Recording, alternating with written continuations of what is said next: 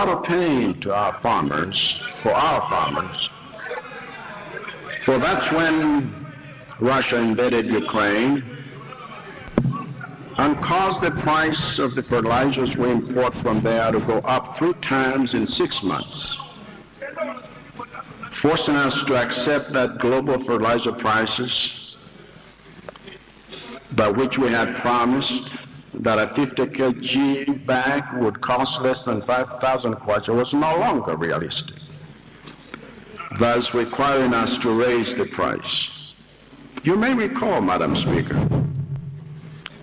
that 2022 is also the year I signed and enforced the new NGO Act, which ended the practice of allowing international NGOs to operate in our country without registration or audits. And that also caused so much pain that some were lobbying to remove me. But even in the public service, Madam Speaker,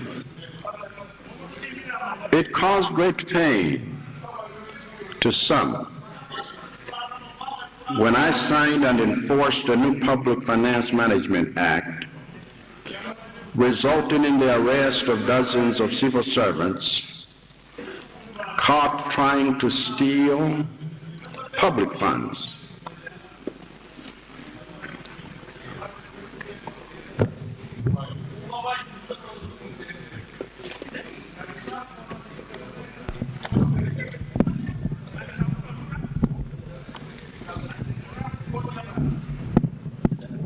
Madam Speaker, let me start again.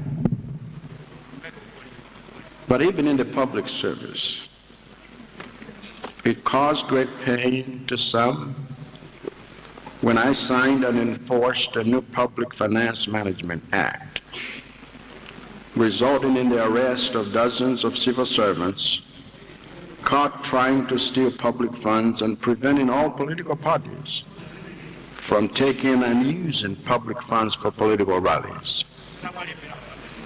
Similarly, I know it was painful to some, Madam Speaker, when I decided to give the Anti-Corruption Bureau more money, staff, and autonomy than ever, thus empowering the Bureau to confront the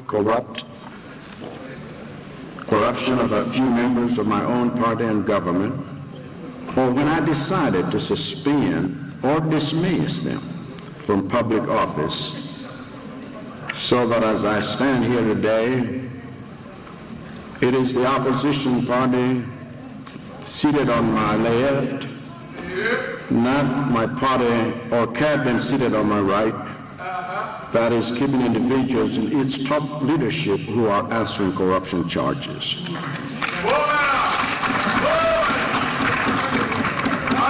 And I have no doubt that it was painful to some, Madam Speaker, that in that same year, I decided to channel huge sums of money away from their favorite programs to go towards vulnerable Malawians who had been devastated by tropical storms Ana and Gombe, as well as towards the rehabilitation of the storm-damaged Kapichira Power Station to end the 12-hour blackouts Malawians were experiencing. I'm also sure it was painful to some, Madam Speaker, that in the middle of that year, my name did not appear in the United Kingdom's court documents listing Malawian officials suspected of corrupt dealings in public procurement. As for 2023, Madam Speaker, you will remember how painful it was to some that I cut funding to many beneficial programs in order to invest in saving millions of lives from the worst scourge of cholera in our nation's history, and to provide emergency humanitarian support to over 2 million Malawians devastated by a worst cyclone on record, Cyclone Freddy. And who can forget, Madam Speaker, the pain that was felt by all Malawians when 2023 ended with my decision to effect a 44% devaluation of the kwacha and a 4-month suspension of international travel for all public servants in order to fix the kwacha's misalignment that had been in place for over a decade without anyone doing anything to fix it. And then came this past year, Madam Speaker, which came with the pain that was caused by my tough decision to cut spending in some areas in order to provide emergency maize to hungry families after 44% of our national food crop in 23 districts was destroyed by drought. And before the year had ended, there came the pain caused by my decision to change Malawi's procurement laws and policies towards a government-to-government arrangement that now disadvantages those who have been benefiting from fuel and fertilizer procurements in the open tender system.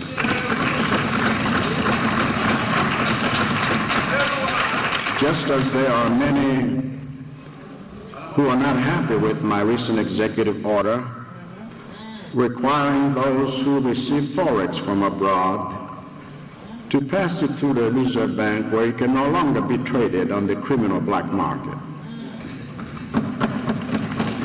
But worst of all, Madam Speaker,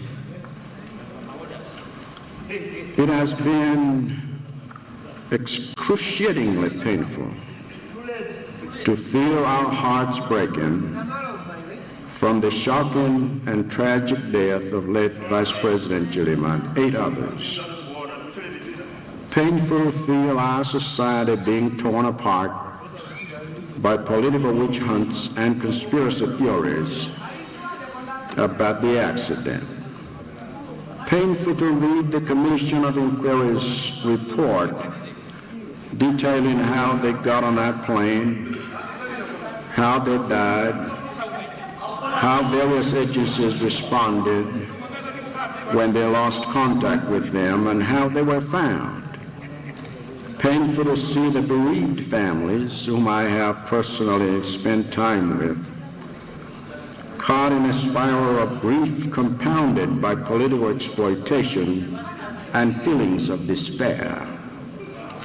And just 2 nights ago, we were powerfully reminded by Mrs. Mary Chilima herself about how painful it is to feel stuck with questions for which only our Heavenly Father has answers about what happened on that plane before it went down.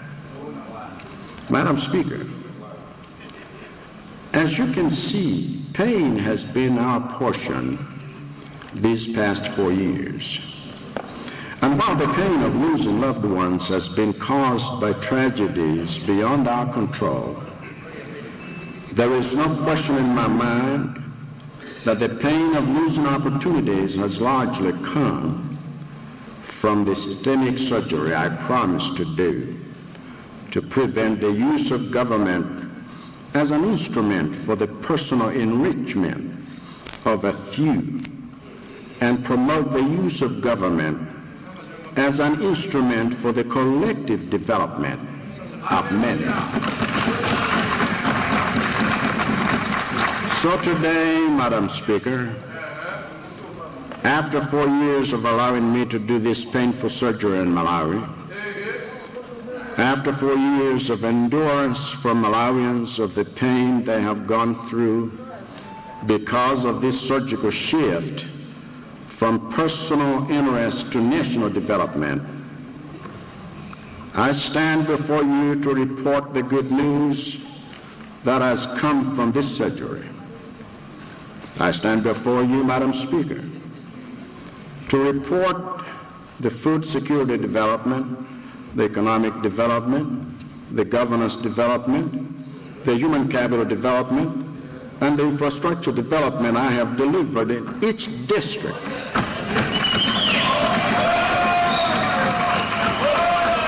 as a result of the patience and endurance of Malawians who allowed me to serve them. In fact, Madam Speaker, I stand before you to present a good report of good developments that I believe the good people of Malawi will want us to take forward. For this reason, Madam Speaker, the title of my address today is, quote, "Taking our development forward to continue the progress we have delivered," end of quote.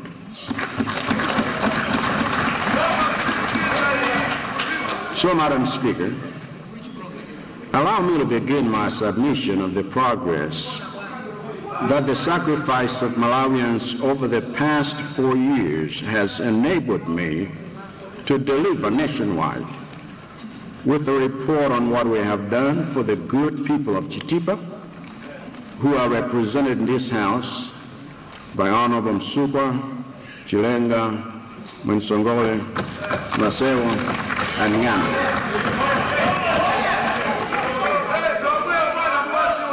The state of development in Chitipa.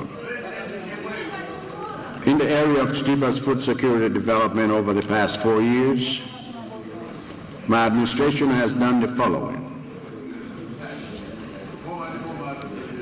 Through the program for rural irrigation development, PRIDE, we have invested 6.1 billion kwacha in food production through Mafinga and Marco irrigation schemes in senior chiefs Rwenya and Maulanda, both of which were launched in May 2022 using funds from people of Malawi and the International Fund for Agricultural Development.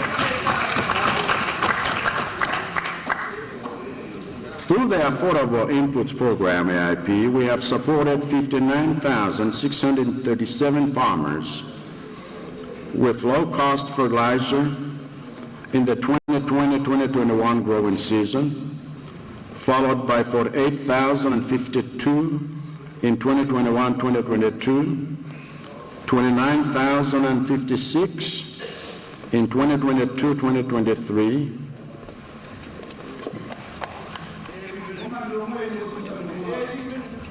all right.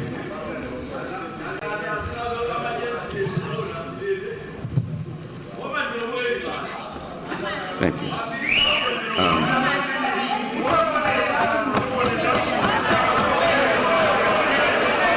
Thank you for your help.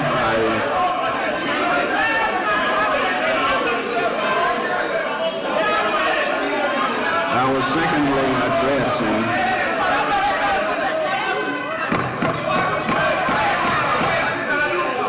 that through the Affordable Inputs Program, we supported farmers with low-cost fertilizer.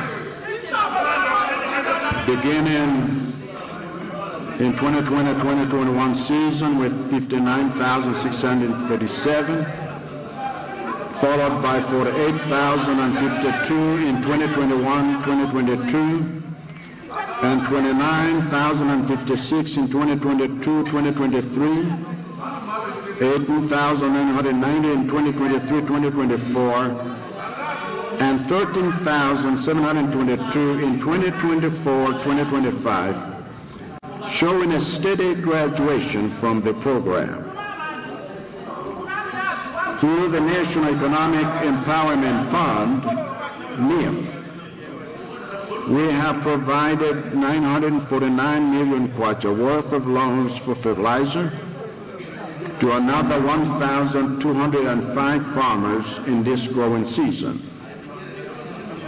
Through the Mega Farm Unit, we have supported 6 mega farmers with a total of 640 bags of fertilizer, 2,000 kilograms of maize seed, and 640 kilograms herbicides to produce maize.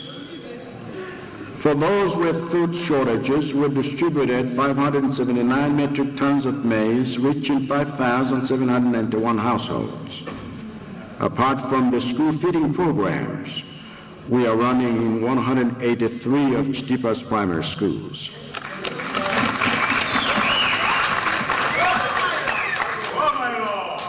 In the area of Chitipa's economic development, what we have done over the past 4 years to create economic opportunities is as follows.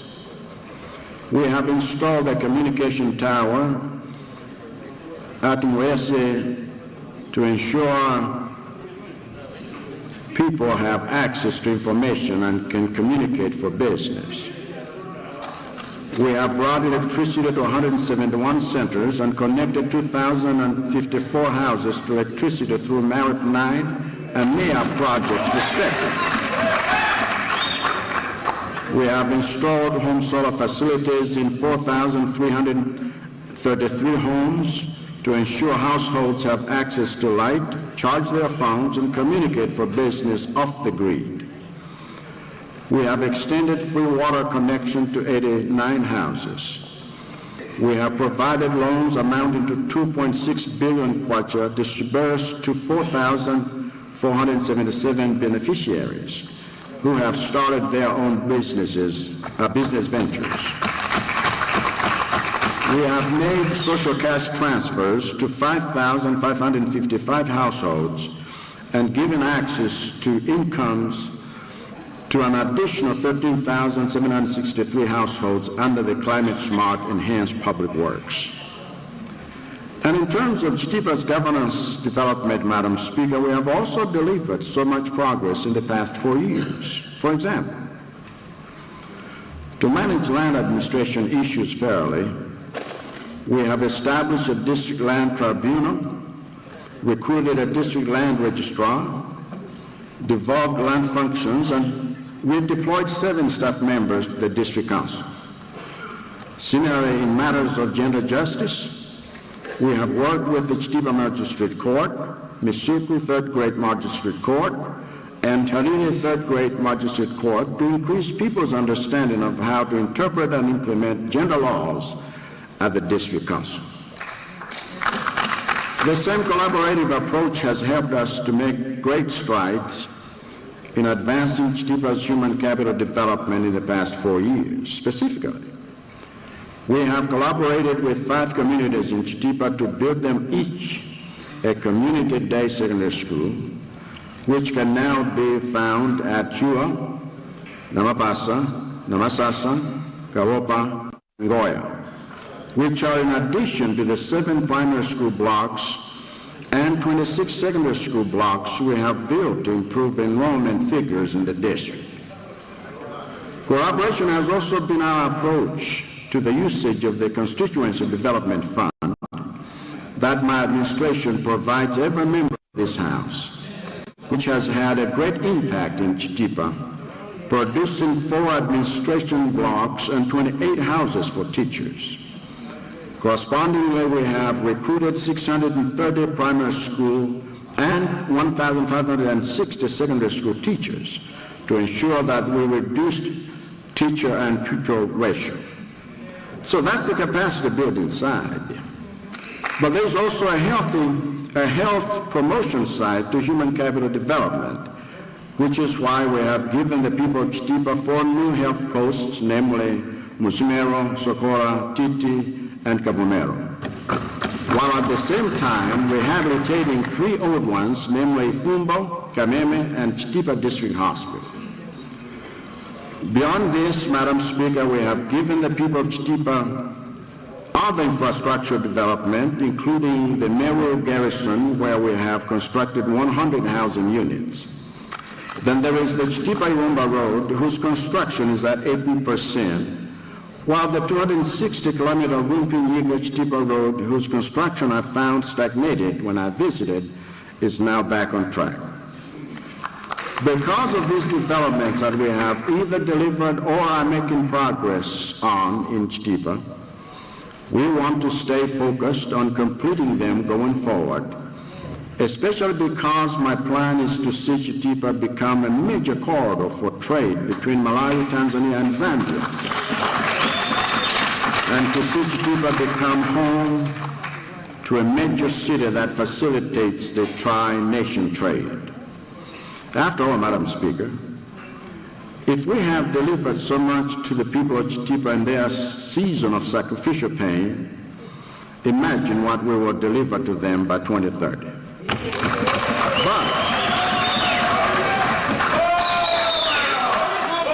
so that the 86,000 registered voters in Chitipa, I say this, to them I say this, be ready to hear other parties this year offering to take Chitipa backward. But remember that the reason I'm here is to continue taking your development forward.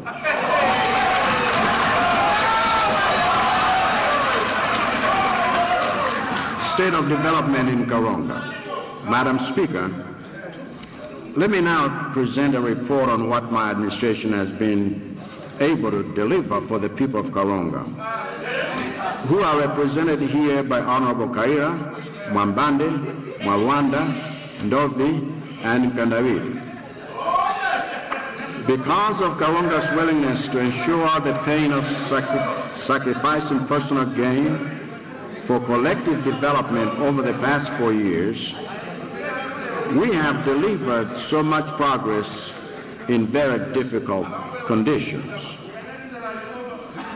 In terms of food security development, Karonga suffered serious dry spells in 2023, which destroyed over 10,500 hectares of rice and over 8,500 hectares of maize. For those of you who watch football, that is equivalent to 26,610 football fields of rice and maize, leaving over 38,500 families in Karonga without food overnight.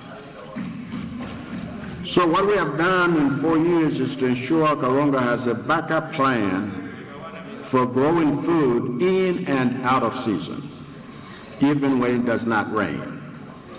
We have done this by rehabilitating 4 previously neglected irrigation schemes, namely Wovwe, Hera, Chonanga, and Ukanga, for both maize and rice production, which should benefit from the Ntora Ilola rice scheme, where we have installed a rice milling plant that is fully operational. As for the Affordable Inputs Program, AIP, we provided fertilizers and seeds to 54,850 farmers in 2020 growing season, followed by 31,232 in 2021, then 27,849 farmers in 2022, then 13,870 farmers in 2023, and now 8,327 in the current season, reflecting a steady graduation from the program to other programs like the Fertilizer Loans Program through NIF, which has so far provided 298 million kwacha in fertilizer loans to over 250 farmers, while others have been accessing fertilizers for mega farm rice production through our mega farm unit. But even with such interventions, there has still been a cross-section of households who simply need relief food, and so we have spent 1.5 billion kwacha in Karonga alone to provide food assistance to 13,803 households, as well as to run school feeding programs in 180 primary schools. Meanwhile, in the area of Karonga's economic development, Madam Speaker, our NIF program has been key, for we have disbursed 5.4 billion kwacha in loans to over 6,500 people in Karonga to start businesses. We have also installed solar electricity in 6,531 houses, while at the same time we have brought electricity to 201 trading centers and an additional 5,062 houses through the MAREP and MAYAP programs.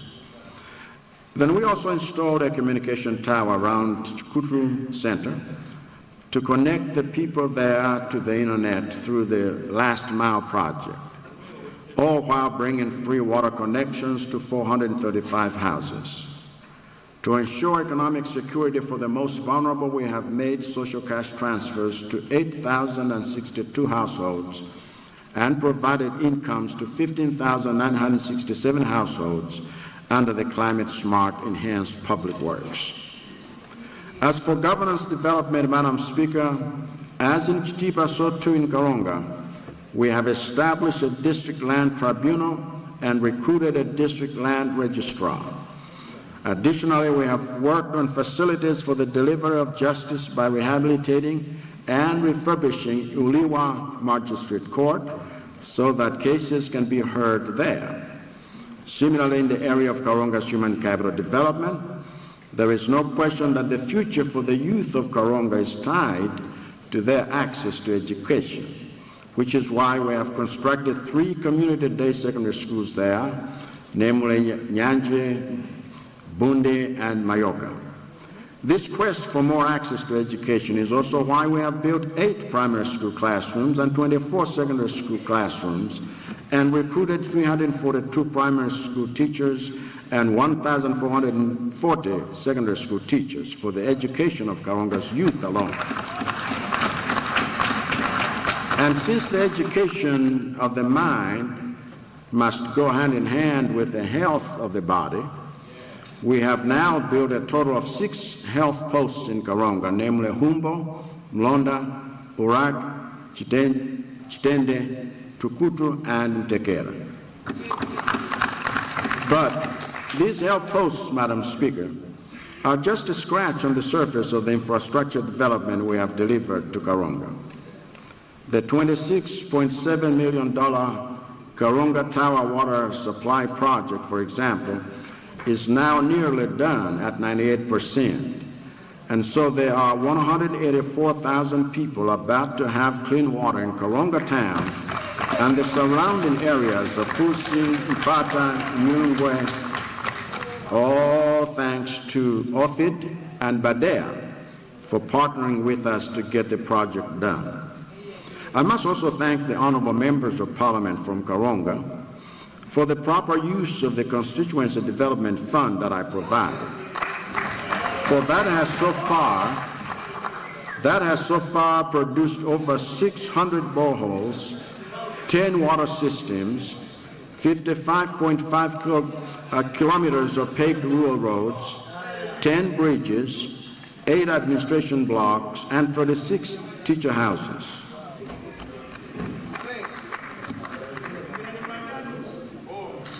Because of what we have delivered in Karonga, we can look forward ahead beyond 2025 to more prosperous times for I see Karonga truly becoming the breadbasket of Malawi, starting with the construction of the 600-hectare Mwenlondo irrigation scheme. I see Karonga taking its place as one of Malawi's premier tourist destinations, starting with the upgrade of its airport, where we have already made the required extensions to the runway so that international flights have already started landing there.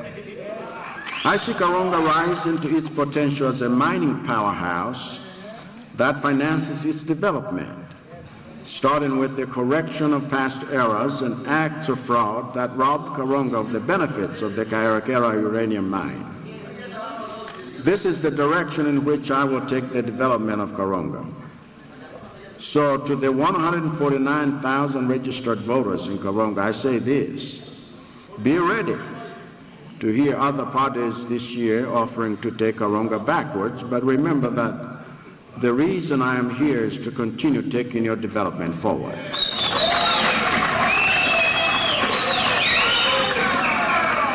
State of development in Rumpi.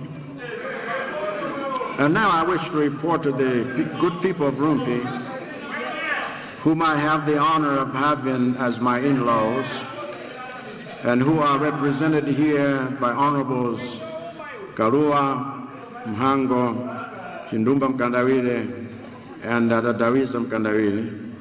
whose constituents have shown great endurance in this season of painful personal sacrifices, which has enabled us to deliver the following collective developments to the whole districts.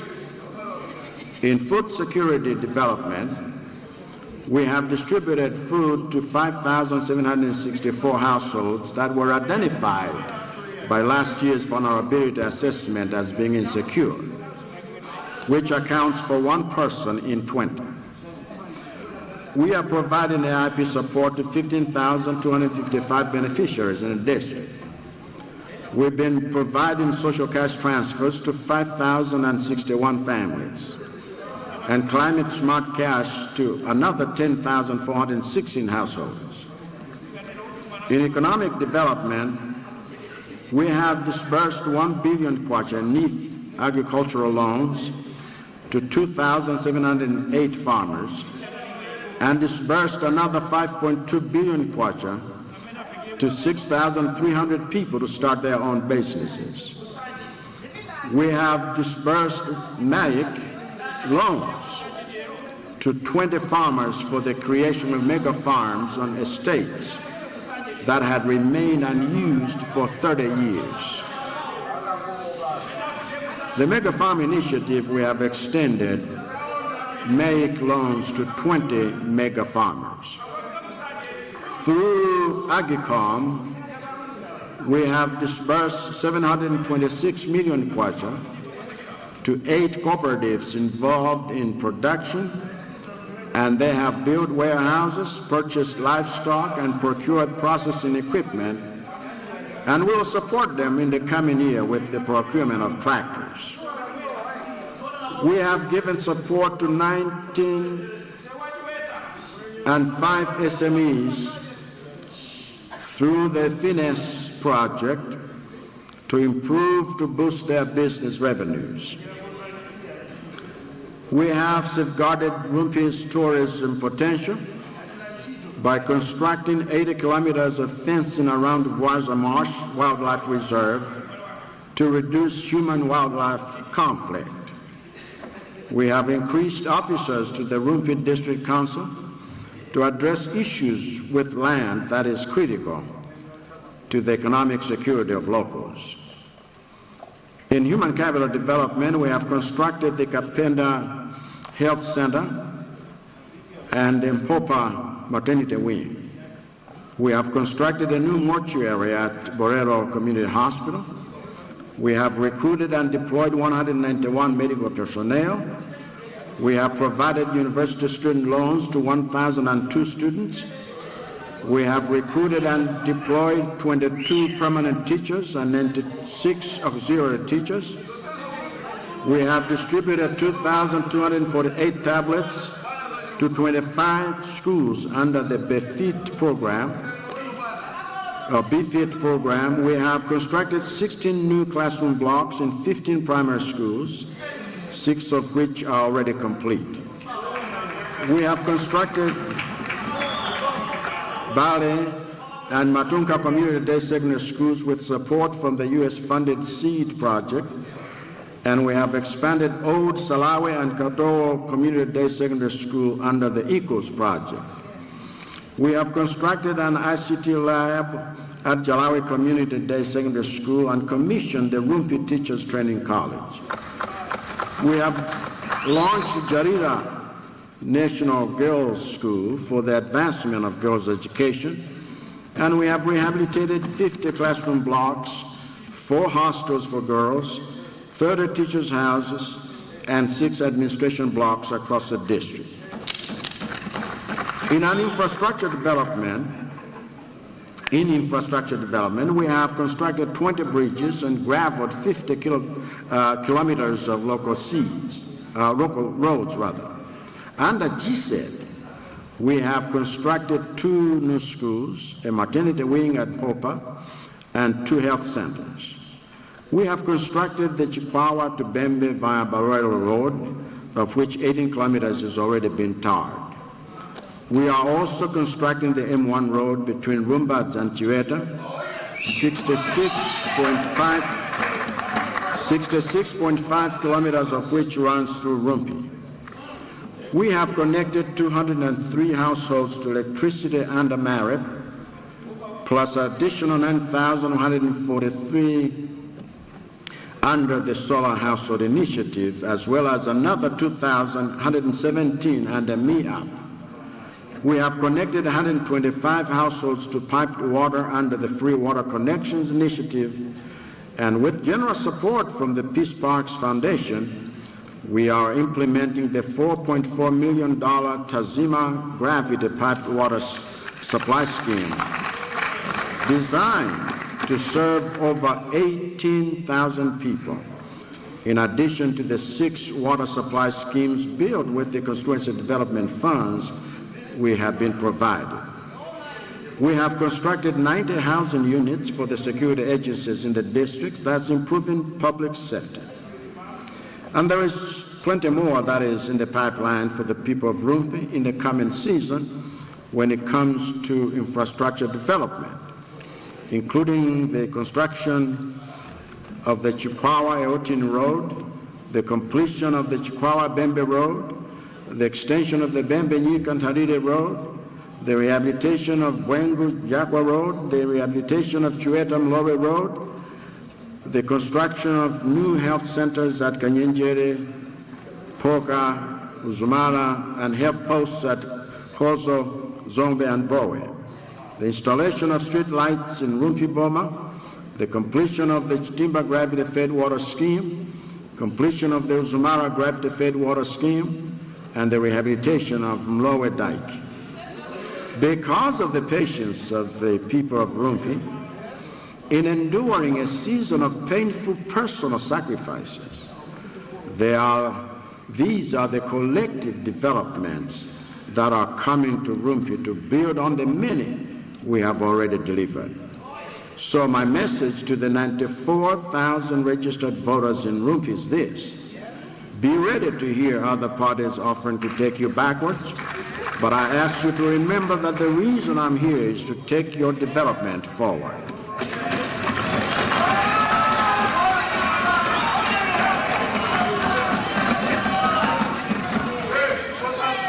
State of development in Mzimba.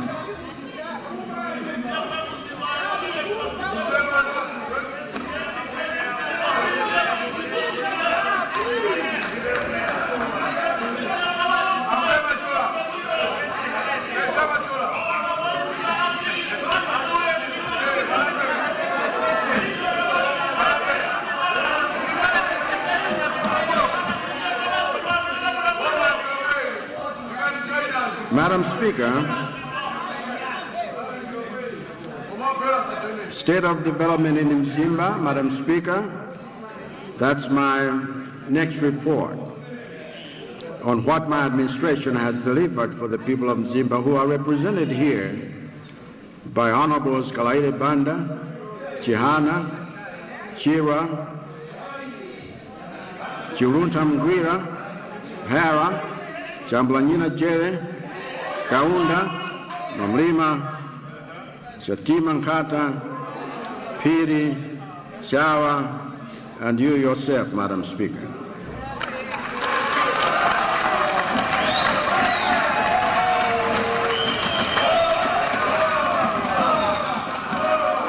What you will find is that when it comes to food security development, Mbera District is another council with the potential to feed itself and other districts. And in the past 4 years, we have invested in irrigation schemes such as Sangazi, in Inkos Campingo Swande, which covers a total area of 100 hectares belonging to 145 farmers. We have also supported Mzimba farmers with farm inputs, 176,455 in 2020, then 182,148 in 2021, then 173,009 in 2022, then 102,208 in 2023, and 58,932 in 2024. As farmers have been transitioning from AIP, the Mega Farm Unit, has stepped in to provide loans to 102 farmers to buy fertilizer and seed for growing maize on a total of 5,890 hectares of land. Similarly, we have given NIF over 3 billion kwacha in loans to 628 farmers in Ikwendeni, 1,001 farmers in Mzimba West, 917 farmers in Mzimba South, and 706 farmers at Gender. And then for the 22,966 families who did not have enough food, my office distributed 2,296 metric tons of maize worth 2.5 billion kwacha. Beyond food security development, we have invested heavily in the Mzimba's economic development. Through NIF, we have disbursed loans totaling 18.7 billion kwacha to 22,064 people to start businesses. But to another households we identified as being extra vulnerable, we disbursed social cash transfers to 21,678 households and provided incomes to another 15,624 households in exchange for work through the Climate Smart Enhanced Public Works. We have also expanded economic opportunities by connecting 440 centers to electricity under MERIP and 9,093 homes under MEA, which is in addition to the 19,253 houses we have connected to solar power and the connection to the internet and digital transactions we have made possible by installing communication towers at Vumwe and Chamaliwa. Meanwhile, in the area of governance development, Madam Speaker, we have completed the construction of Inkosi Yamakosi Mbela's house at his headquarters in Edingeni. For beyond being a home, it is a critical piece of the proper governing of the realm.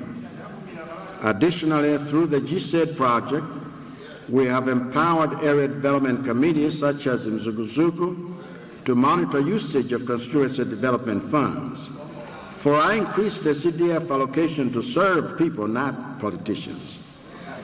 But part of serving the people is investing in their human capital development. And in Mzimba, we have done this by building a total of 9 health posts at Toftofu, Chasamba, Chivwamba, Kayombo, Chimongondo, Kapoli, Chizani, Kambwiri, and Chamala, in fulfillment of my promise to reduce the distance our people walk to a health facility. We have also rehabilitated the OPD and maternity block and its associated external works at Mbalachanda and Choma health centers, as well as Madede, Kabwafu, Bwengu, Luzi, Kafukule health centers. As for human capital development through the education of Mzimba's youth, we have built 7 community-based secondary schools at Chintimira, Malokotera, Chisengezi, Macherechete, Viwalangalala, Njinge, and Msiki. 40 primary school classrooms and 53 secondary school classrooms, and we have recruited 767 school teachers. For higher education, I must express my regrets to the people of Mzimba for earlier delays in the progress of Rinkos Mbela University due to misunderstandings with the financiers about design. But I am pleased to report that this has been resolved and the design should be done by the end of this month.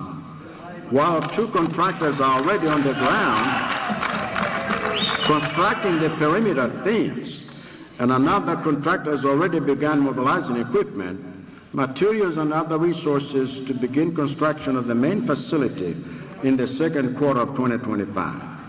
Beyond this, major university construction project and other infrastructure developments we have delivered to Mzimba District include the construction of the Chakazi Bridge, the construction of the Njiri Bridge near Mzimba Boma, and the construction of the Mzimba Tangatanga Road, the construction of the Jenda Mbangweni Road, the construction of district council offices, the construction of the Mzimba Stadium, the construction of a Kwenden water supply facility with funds from the European Investment Bank, which is benefiting over 55,000 people in Kwenden. Madam Speaker, because the people of Mzimba were patient in enduring this past season of personal sacrificial pain, these are the collective developments we've been able to deliver to them. And now, they can look forward to a season of prosperity, ahead of for which our plans to construct a livestock center at Njuyu in Mzimba North, as well as both the 60-kilometer Tangatanga Eswazini Mzalangwe Road and the 67-kilometer Eutini Chikwawa Road, I see Mzimba District becoming a bustling market of agricultural products, value addition, and cultural activities that will attract the attention of the world. So to the 371,000 registered voters in Mzimba, I say this: be ready to hear other parties this year offering to take Mzimba backwards, but remember that the reason I'm here is to continue taking your development forward.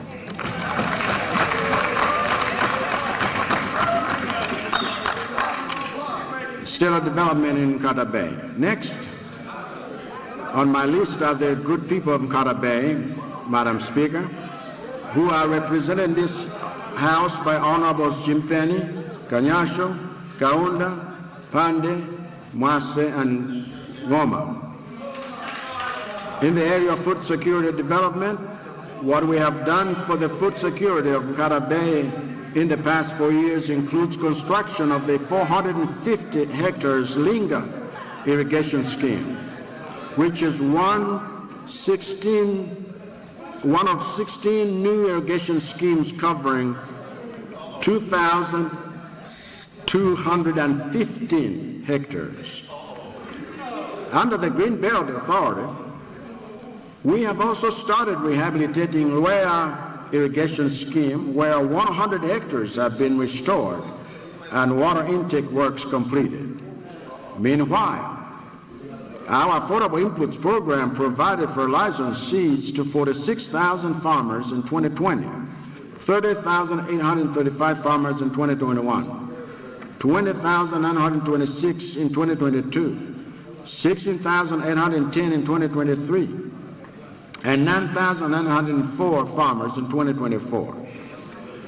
But as people have been graduating from the program, the Mega Farm Unit has stepped in to support 11 mega farmers and 425 regular farmers with loans for fertilizer and seed.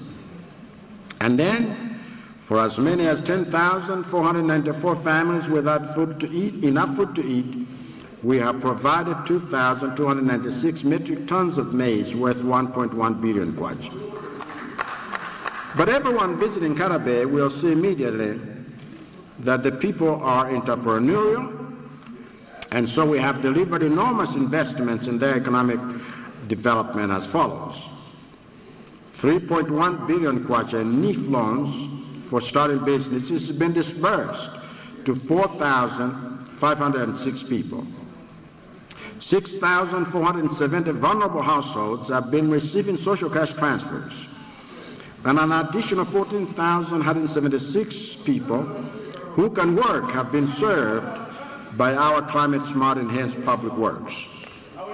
To expand economic opportunities that come with having electricity, we have connected Kangoyi 1 to electricity, together with Kangoyi 2, Nzola, Goneka, Chizi, Stunguru, and Kachenga, turning these trading centers into economic engines. But we have also connected 2,475 houses through MEA and another 4,849 houses through solar installations. And now, for the first time ever, we have raised a communication tower at Chiteka to open up the world to the wonders of Nkata Bay.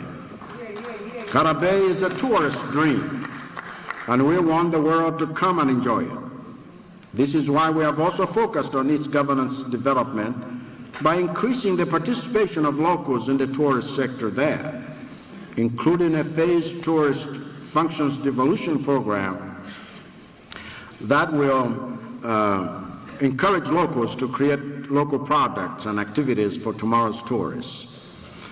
I have no doubt that a wave of tourists is coming to Nkata Bay in response to our policy interventions in the sector, but we are also making sure that Nkata Bay is ready. That readiness includes investments we have made in human capital development, such as the 5 health posts we have built at Chisi, Kawoyosi, Chimbere, Kavusi, and Banda, as well as the community day secondary schools we have built to prepare the youth of Nkata Bay, located at Bula, Kanyazuka, and Makumbo. In infrastructure development, the CDF resources have been providing for 4 years. We have been providing for 4 years, have now produced a hostel for girls, 4 administration blocks, 10 teachers' houses, 109 wells of water, 5 water systems, 370 kilometers of rural roads, 23 bridges, and 3 markets. But we have added to these by construction the Nkata Bay water supply and sanitation project, which is now bringing safe water to 105,000 people, not counting the many more who will be served by the Chinteje Water Project currently at 86% completion. So because of the patience of the people of Nkata Bay in enduring the season of painful sacrifices that we have all been going through these past 4 years, we have been able to deliver all these collective developments in the district.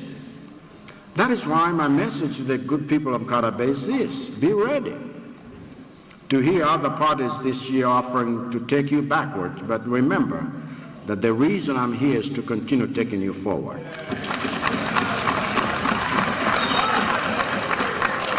State of development in Likoma.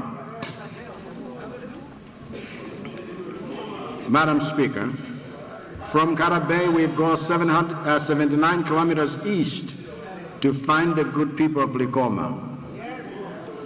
And there too we have spent the last 4 years delivering collective development as a dividend for the painful personal sacrifices the people there have made to make that collective development possible.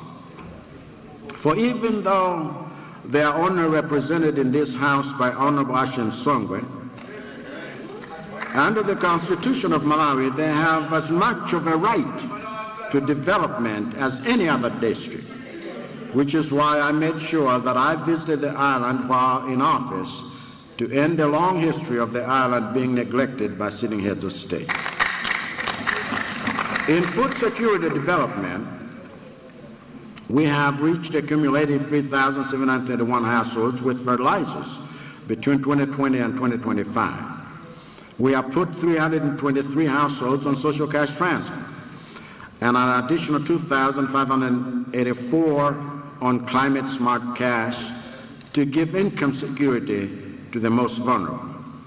We have supplemented this with the disbursement of 86 million kwacha worth of food to 543 households that have each received 2 50-kilogram bags of maize to sustain them through the lean season.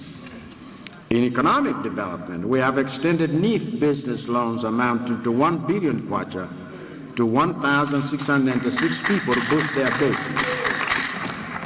We have given an additional 8 SMEs on the island financial support from the Finesse project to enhance their liquidity and scale up their businesses. We have stopped a dubious and fraudulent attempt by some unpatriotic people in our country to sell the island to foreigners for a song, thus protecting the island's economic future. We have canceled the 2 unprofitable shipping concessions that the DBP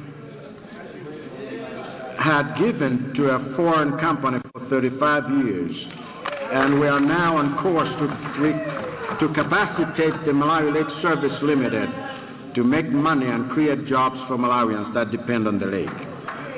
We have made it clear to two different and successive presidents across the border that every inch of the lake belongs to the realm and people of Malawi for their development and enjoyment, and that this will always remain the case. But because we're a peaceful country and a good neighbor, we will always advocate for contact and dialogue whenever misunderstandings about the lake arise. In human capital development, a total of 107 teachers in Likoma have been recruited to improve the quality of the education of youth there receive. We have added 549 children with nutritional needs to the school feeding program on the island. In infrastructure development, we are constructing a health post on the island that is making good progress, as well as 24 housing units for the security agencies on Likoma and Chizumul Islands. As we are pursuing the development of new vessels for our lake, Madam Speaker, I plan to see that the investors we have engaged in Germany and the Middle East about building new vessels for the lake are fully incentivized to deliver on this promising venture. For that is how we need to prepare for the economic activities that will one day make Likoma Island a getaway paradise that the rich and famous of the world escape to. Fully equipped with a city brimming with tax-exempt resorts, hotels, casinos, and banks, with reserves of our own precious metals, gold, to support a booming crypto stablecoin market linked to the US dollar and the USDT cryptocurrency markets around the world, to provide and enhance the US dollar liquidity in Malawi. While this is a long-term vision, the time to start preparing for Likoma Island that stands in the front line of securing Malawi's stake in the digital economy of the future is now. And so I'll be engaging this House to do its part in creating the regulatory framework for that in the next 2 years. But considering the bright and exciting future that is in store for the people of Likoma, my message to them is this. You may hear other parties this year offering you to take you backwards, but remember, the reason I'm here is to take your development forward.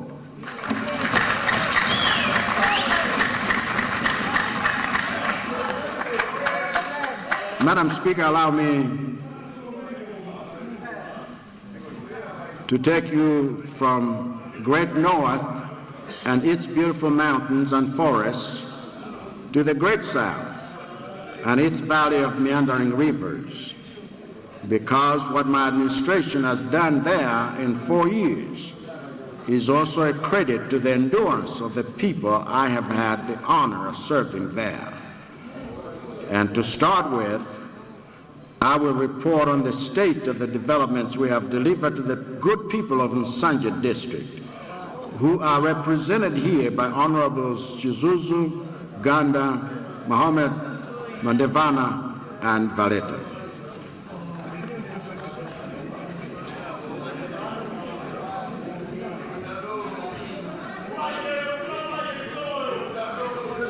In food security development, we have reached 5,028 beneficiaries with AIP subsidy redemptions. We have disbursed 195 million kwacha worth of NEEF fertilizer loans.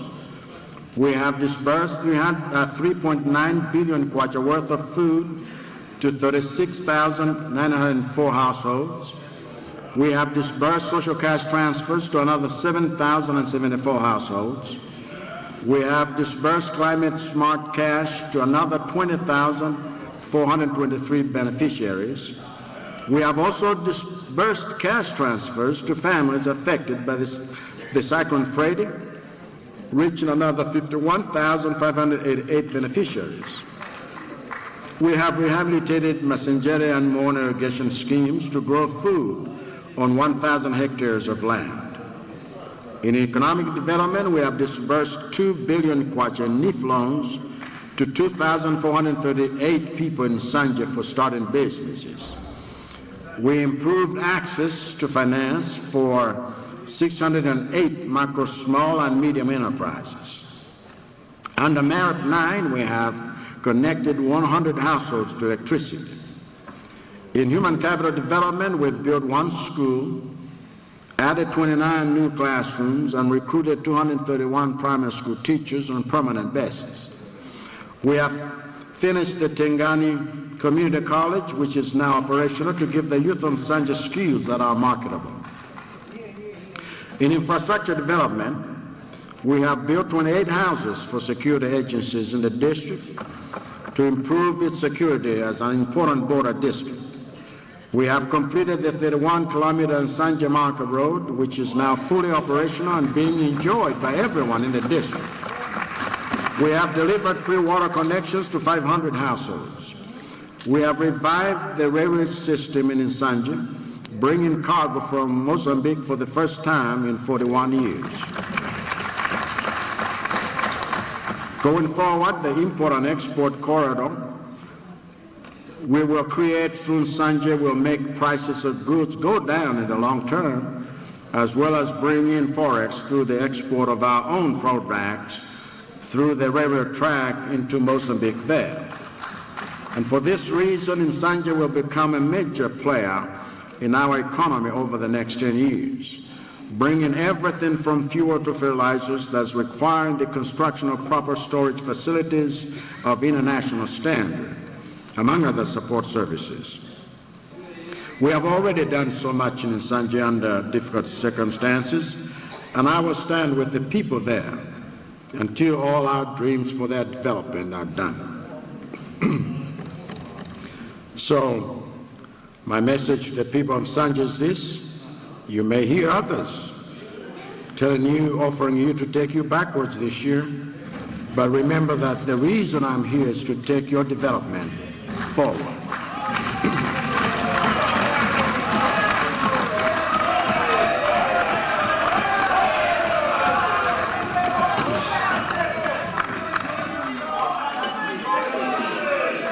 State of development of Chikwawa.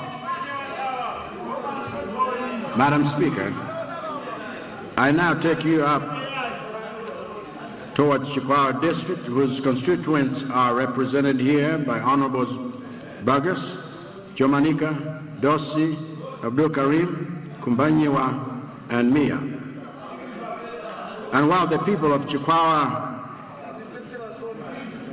were enduring the pain of sacrifice and personal gains because of climate change impacts that hit them year after year, I must thank them for still enabling me to deliver the following developments in their district. In food security development, we have delivered AIP subsidies to 8,627 beneficiaries. We have disbursed 338.8 million kwacha NIF loans for fertilizer to those not on AIP. We have spent 9 billion kwacha on food support, which my office has disbursed to 85,441 households. We have supported another 14,263 households with social cash transfers, plus another 26,710 beneficiaries with climate smart cash. But we have surpassed both programs with the cash transfers we have sent to families affected by Cyclone Freddy, whose beneficiaries now stand at 106,744. For the long-term food security of the district, we have developed 43,370 hectares under the Sheer Valley Transformation Project, using 45 kilometers of canals that have achieved 70% progress. For Chikwawa's economic development, we have disbursed 2.6 billion kwacha in NIF cash loans to 4,000 173 beneficiaries to start their own businesses, plus another 1,020 businesses that we have supported with access to finance. Under Merit 9, we have connected 222 households to electricity to expand their economic opportunities. We have set up a passport service center to improve the service that young people need to access foreign markets. In Chikwawa's infrastructure development, we have built 107 security staff houses. Through my Cyclone Freddy Goodwill Ambassador Initiative, we have built another 10 houses for Cyclone Freddy victims who lost homes. We have built 3 schools, added 33 new classrooms, and recruited about 285 primary school teachers. We have built a new teachers training college. And the good news for Chikwawa is that the infrastructure projects are still coming. And the impact they will have on the district's ability to expand its economic activity in the next 10 years will be enormous.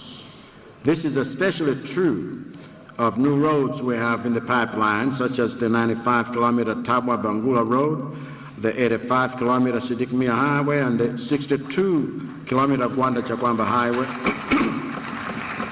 all of which have feasibility studies being done as we speak. Then there is the Chikwawa Surface Water Supply Project, which is making good progress, which will serve for the 3,052 beneficiaries.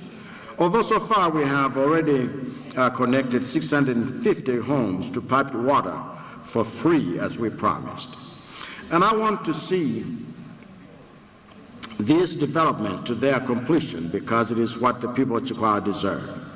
But my request to the 271,000 registered voters there is that even though you will hear other parties saying that I have done nothing in your district and that you should go back, therefore, backwards, remember that the reason I'm here is to always take your development forward.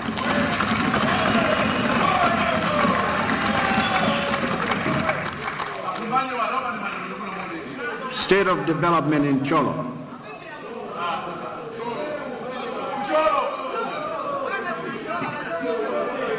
Madam Speaker, I believe it is safe to say that nowhere is the false claim that I have done nothing for Malawians repeated by dishonest politicians than in Cholo. So today, I thank the Lord for the opportunity to set that record straight. Thankfully, Madam Speaker, none of those dishonest politicians are here today. For present here are only such honest representatives of Cholo District as Honorables Chipungu, Mchacha, Naeja, Malunga Pini, Sandram Scott, Poverty White, not to be confused with white poverty, and my good friend, Honorable Navicha.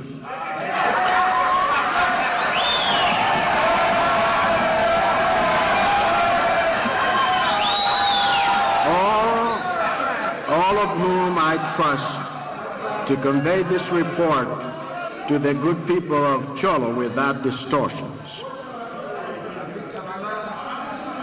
In food security development, Madam, we have responded to the extensive destruction of crops and vast farmlands in Cholo by disbursing 238.8 million kwacha in input loans. Under Agicom 2, we have invested 411 million kwacha in farming equipment like tractors, trucks, feed processing machines, warehousing, milk bulking facilities, and dairy cows. Under AIP, we have provided subsidies to 7,186 beneficiaries. We have spent 3.7 billion kwacha on relief maize, which my office has distributed to over 7,500 households. We have rehabilitated the silos. We have rehabilitated the silos in Luchenza to ensure that no food is lost through poor storage. We have completed preparations for the rehabilitation of 100 hectares of land at Mpuka irrigation scheme. For Cholo's economic development,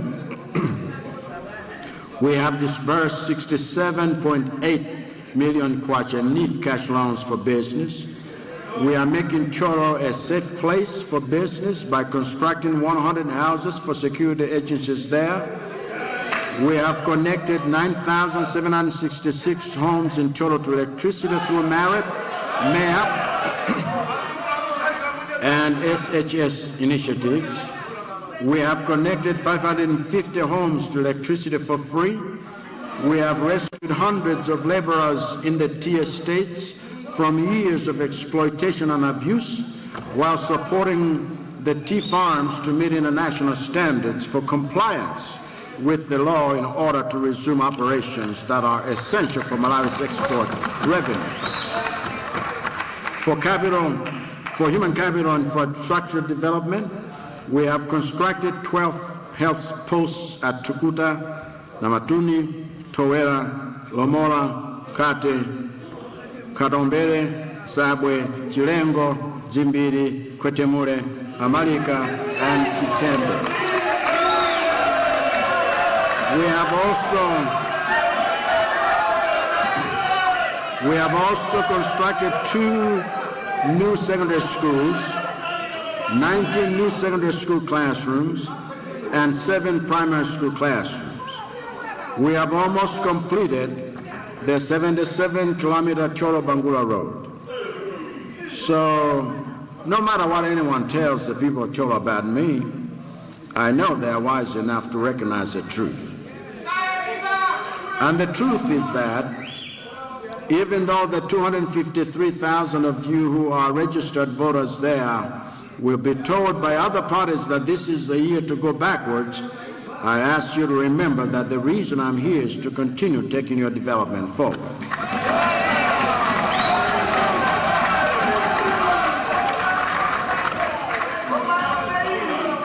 State of development in Mulanje.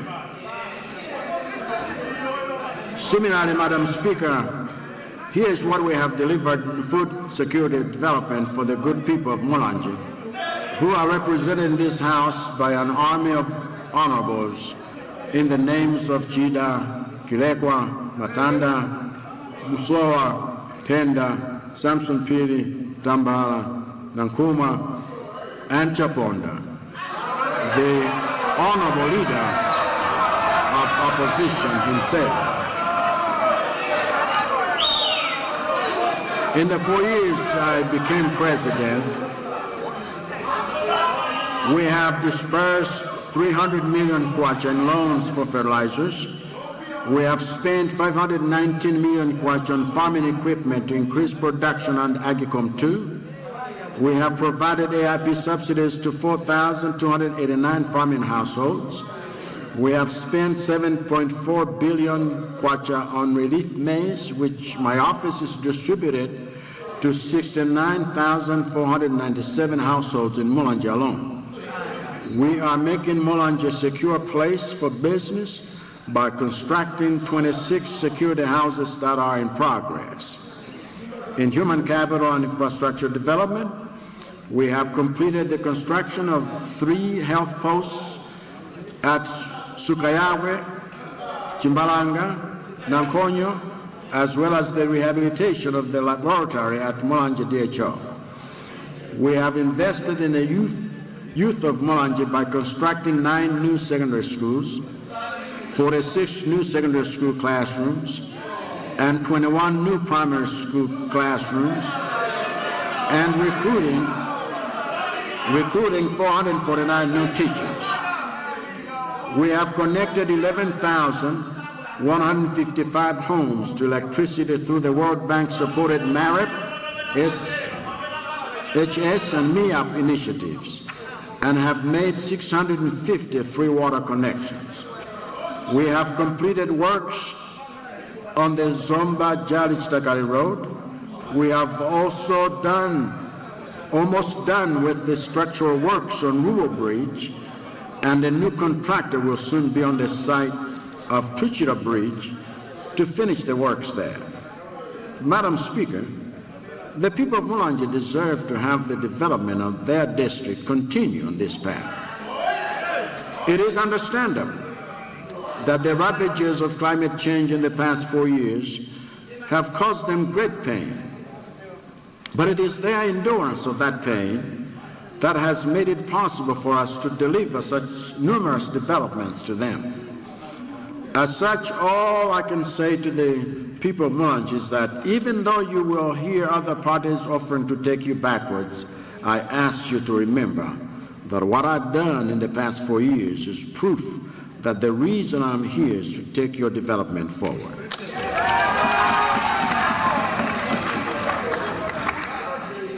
State of development in Palombe. Madam Speaker, I turn next to the account of our deliverables to the people of Palombe, who are represented in this House by Honorables Bogosi, Million, Mbanga, Namacheke Tapiri, and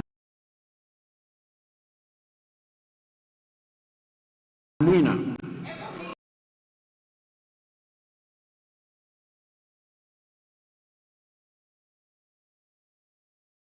And to whom we have delivered the following in the past 4 years.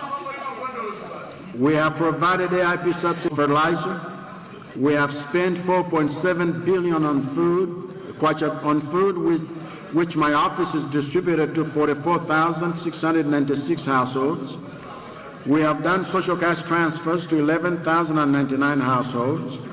We have done climate smart cash support to another 22,542 beneficiaries. We have done cash transfers for those affected by Cyclone Freddy, reaching 49,678 beneficiaries.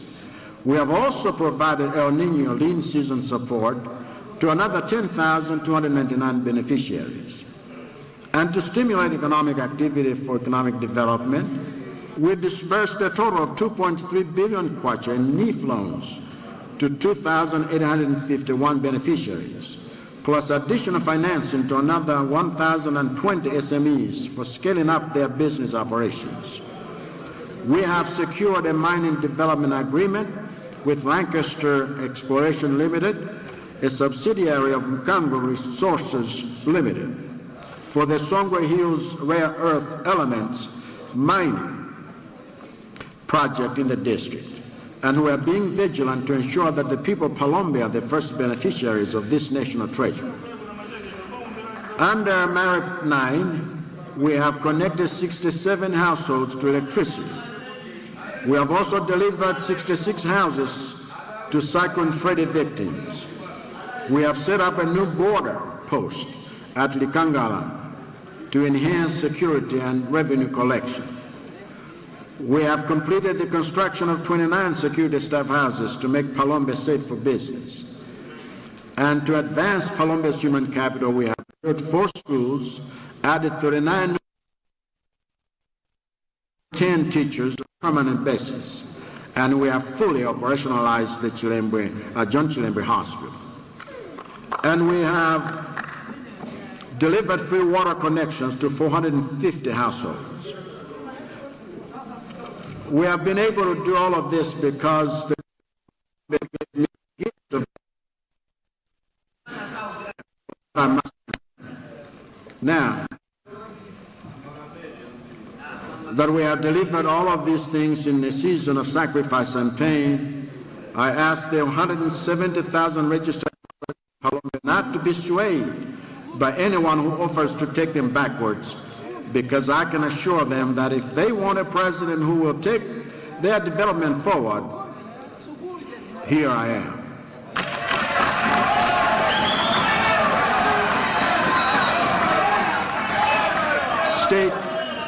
of Development in Zomba. Madam Speaker, the good people of Zomba are represented in this House by Honorable Zawali, Suswe Banda, Bongwe, Boroman, Gadama, Kwepeta, Million, Naliwa, Tijere Piri, and Poya. And the endurance of the people of Zomba of the season of painful sacrifices we have passed through has enabled us to deliver the following milestones in food security development. We have invested 687 million kwacha in farm equipment, like for better yields under Agricom 2. We have disbursed 1 billion kwacha in NIF farm input loans. We have reached 25,000 farmers with AIP subsidies. We have rehabilitated 5 irrigation schemes to improve yields for 2,500 farming households. We have cultivated 2,500 hectares at Domas Mega Farm, which will feed many people. We have spent 4 billion kwacha on buying relief maize for hungry households, which my office has distributed to 75,344 households. We have adjudicated cases involving 58,394 parcels of land, which are critical for household food production. In human capital and infrastructure development, we have constructed 4 police units and 13 units of MDF houses, with another 397 under construction. We are almost done with the construction of Zomba Central Hospital's workshop to give vocational skills to inmates. We have completed the expansion of Domas College of Education with support from the Japanese government, and we have recruited new 382 primary school teachers. We have constructed 6 community day secondary schools and completed 36 secondary school classrooms and 23 primary school classrooms.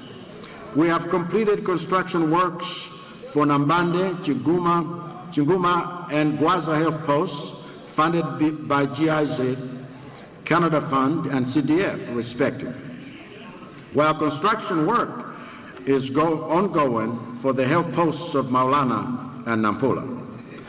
We have completed 1,396 free water connections.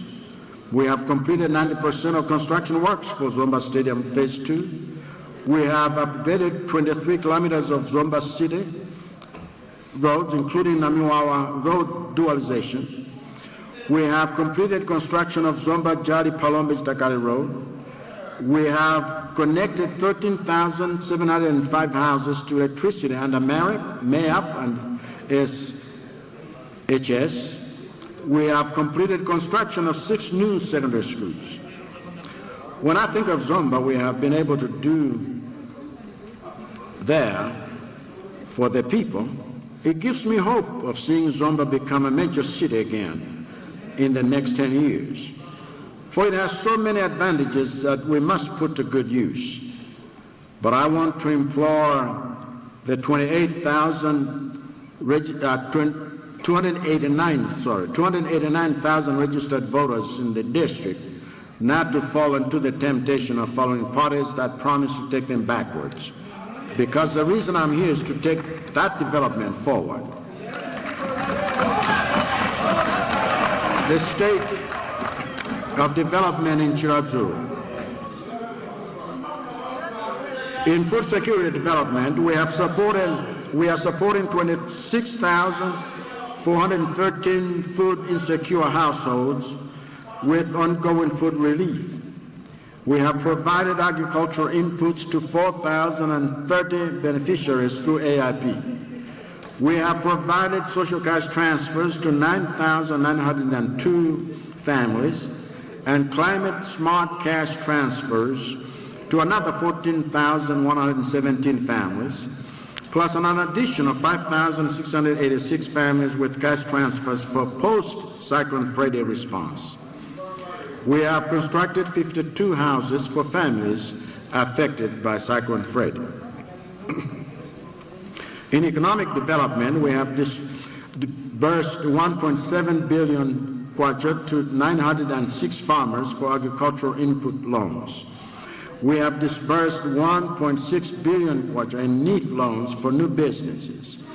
We have secured $33 million in funds for cash transfers to Chiradzulu from our partner Give Directly.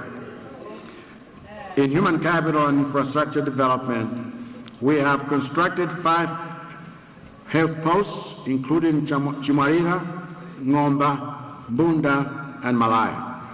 We have recruited and deployed 220 health workers across the district.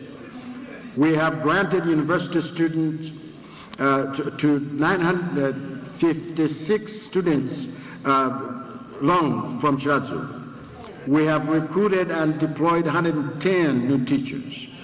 We have constructed ICT labs at Chigodi CDSS and Bloomberg CDSS.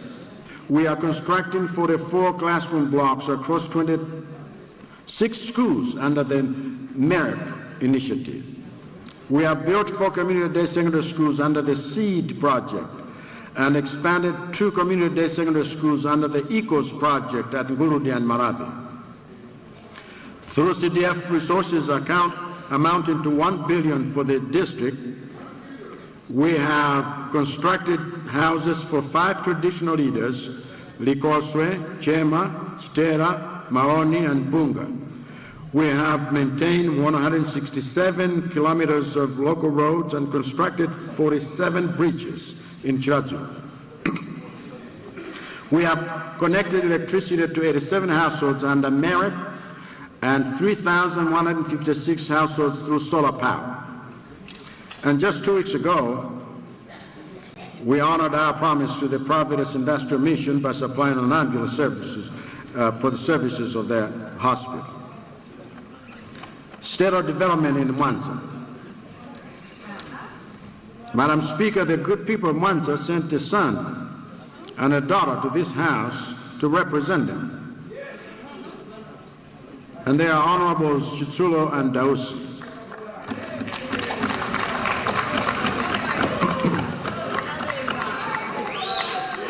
And it is my honor to present them with an account of what we have delivered to their constituents in the past 4 years as follows. We have disbursed kwacha of NIF input loans. We have given AIP subsidies to 15,000 farmers. We have rehabilitated 3 irrigation schemes, provided water to 1,500 farming households, and cultivated 2,000 hectares at Chidia Mega Farm. We have completed and operationalized the one-stop border post, reducing customs clearance time by 70%. We have invested $143.8 million in farm equipment supported by World Bank through ACCOM 2.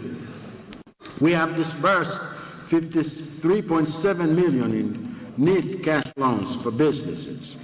We have employed 500 people in graphite extraction. We have distributed relief maize to 13,950 households worth 1.4 billion kwacha. We have fully refurbished Mwanza Magistrate Court, 2 police units, and 10 police houses.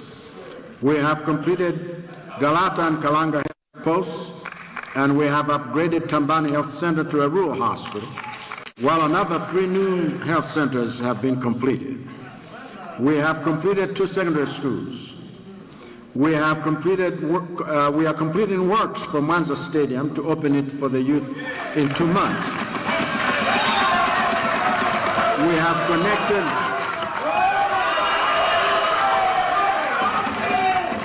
connected 3,359 households to electricity.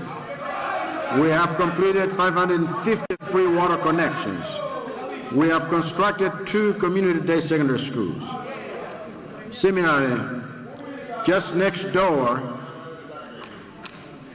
in the district of Neno, represented in this house by Honorables Kasonga Piri and Madengambiri Tembo, we have served the people there by delivering the following developments.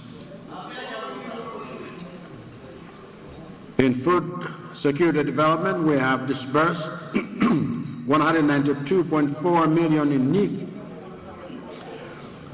farm input loans. We have helped 12,500 farming households access AIP subsidies. We have rehabilitated 2 irrigation schemes benefiting 1,200 farming households. We have cultivated Mlelemba Mega Farm. And in economic development, we have invested 200.7 million kwacha in farm equipment through AGCOM 2. We have disbursed 149 million kwacha in NIF cash loans for business startups. We have spent 2.2 billion kwacha on relief maize, which my office has distributed to 13,869 households. And in infrastructure development, we have completed 1 police unit and 10 security houses. State of development in Balaka. Madam Speaker, going slightly north of Neno and Mwanza is Balaka District, whose people are represented here by Honorables Makande, Mambala, Debere, and Galande. And what you will find there are signs of the progress we have made in 4 years to deliver developments to the people there. In food security, we are supporting 51,800 households with food relief because as many as 62% of the entire population is deemed food insecure because of the drought that kills any food that people grow. Through AIP, we are supporting 8,523 beneficiaries with subsidized inputs. We have provided social cash transfers to 10,070 families, climate smart cash to 22,474 people, and Cyclone Freddy cash support to 8,153 households.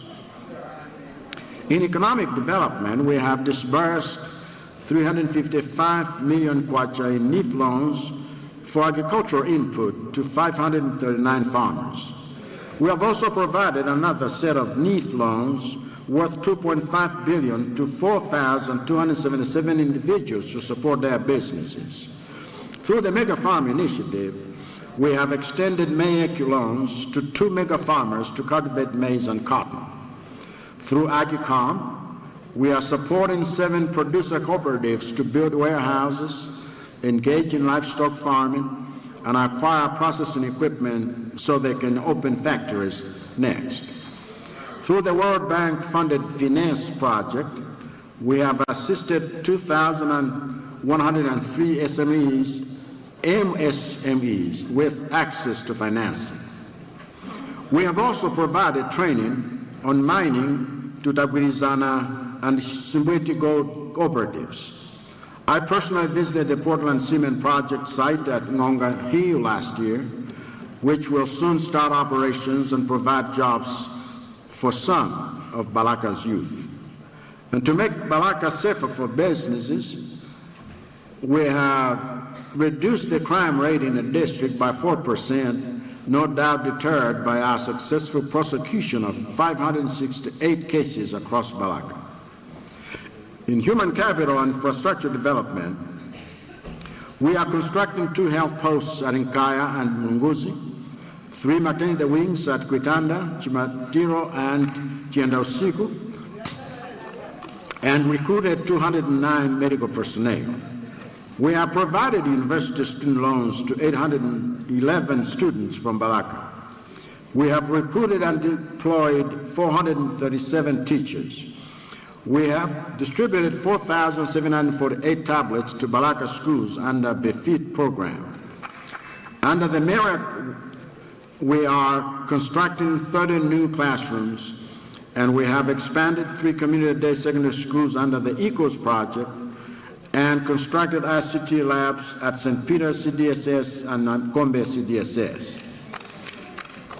And this does not include the development done through the funding we provide through the CDF, which had produced 13 new bridges and improved 16 old ones, gravel roads, and new 20 classroom blocks and hostels for girls.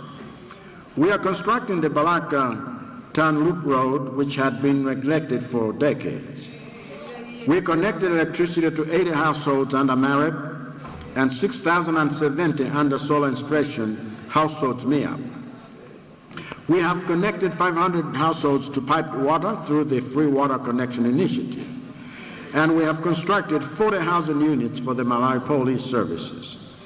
Meanwhile, in the upcoming year, we will begin construction of the Sipeluonde Road, installation of street lights on the Balaka Loop Road, and construction of Kwisa Health Center and Magombera Health Post. Madam Speaker, it is unfortunate that the people of Balaka suffer from the blows of climate change year in and year out.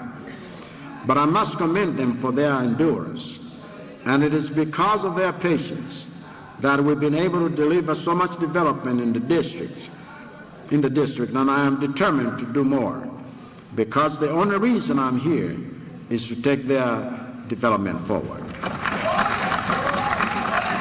State of development in Machinga. Madam Speaker, and I wish to take you further east to show you what we have done for the people of Machinga, whose representatives in this House are the Honorables Bokosi, Chikwanje, Jorobala, Kalitendere, Msaka, Magonjwa, and Decha, in whose district I'm proud to say that we have delivered the following in 4 years. We have brought food relief to 80,368 families who were identified as being food insecure. We provided AIP subsidies to 8,373 beneficiaries. We provided social cash transfers to 18,163 families. Climate smart cash to 23,469 people. Post-cyclone Freddy cash transfer to 7,490 households. And El Nino lean season cash support to 17,293 households. And to develop Machinga's economy, we have disbursed 925 million kwacha in agricultural input loans to 1,171 farmers.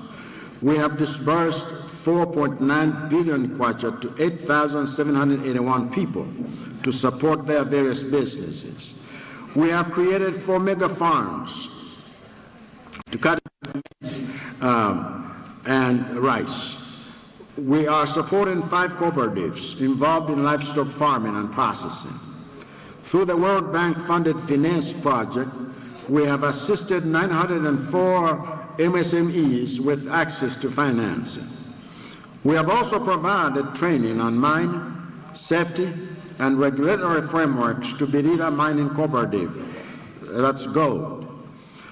We have made Machinga safer than it was before by reducing the crime rate by 13% and prosecuting over 300 cases.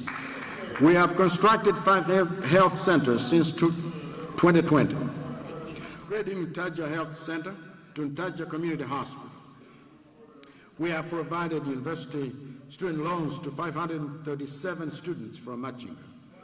We have recruited and deployed 178 teachers, distributed 311 tablets to 145 pupils at Mwachea School and 166 at Chilala Primary School. Under the MEREP, we have completed the construction of 7 classroom blocks, while 35 are under construction and 42 in procurement. We have expanded 5 community-day secondary schools under the ECOS project, including Nampea, Nankuyu, Machinga, Benjere, and Chilimba CDSS. We have constructed an ICT lab at Mpotola CDSS in Machinga Likwenu North. We are also constructing a home for Paramount Kawinga to provide better facilities for governors. We have constructed 40 housing units for the Malawi Police Service. We have connected over 12,000 households to electricity. We have connected 600 piped water through our Free Water Connection Initiative. Now, the state of development in Mangochi. As for Mangochi District, Madam Speaker, It is represented here by Honorables Adams,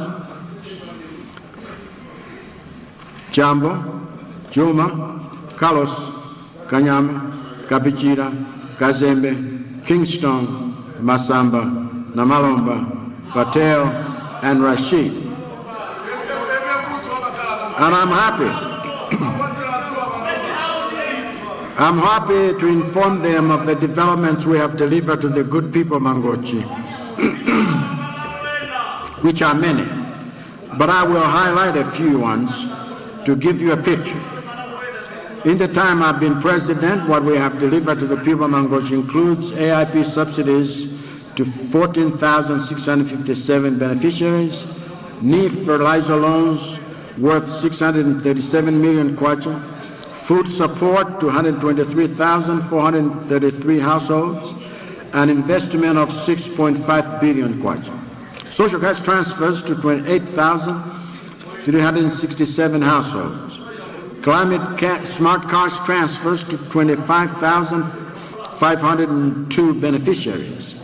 Post-cyclone cash transfers to 3,592 families.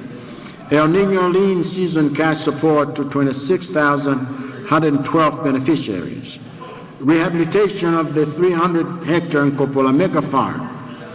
Cash loans for starting businesses amounting to 6.7 billion kwacha given to 9,748 beneficiaries, plus support with access to financing for another 1,559 SMEs.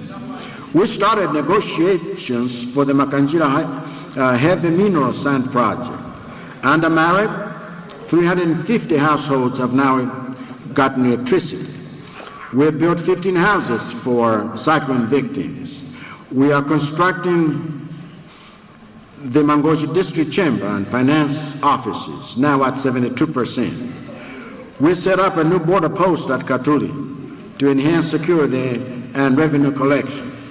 We completed 90 security staff houses. We have built 9 schools, added 38 new classrooms, and recruited about 330 primary school teachers. We have built 25 health posts. We have secured funding for the 96-kilometer Mangochi Makanjira Road, and we have also delivered free water connections to 3,756 households. I could say more, but as you can see, Madam Speaker, our concern for the people of Mangochi is genuine, for we have not left them to fend for themselves in their struggle for economic freedom. This does not mean that the journey is over, but it does mean that the journey has begun. And I believe that the people of Mangochi will want to continue that journey until we cross the finish line. So the 663,000 registered voters in Mangochi and Machinga, I say this: do not give up the fight. Let us stay on course until we cross over into our season of harvest. This is a time to take our development forward, not backwards.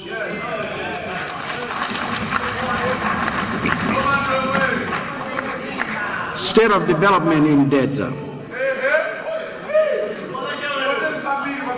And now, Madam Speaker, allow me to give a synopsis of what we have done for the people of Dedza district in the past 4 years, though I know that the representatives of that district, namely Honorables Bandawe, Chidovu, Chinkondo, Gwengwe, Kafafwa, Malango, Mlomba, and Onani, are all vigilant individuals who are fully aware of the following developmental milestones.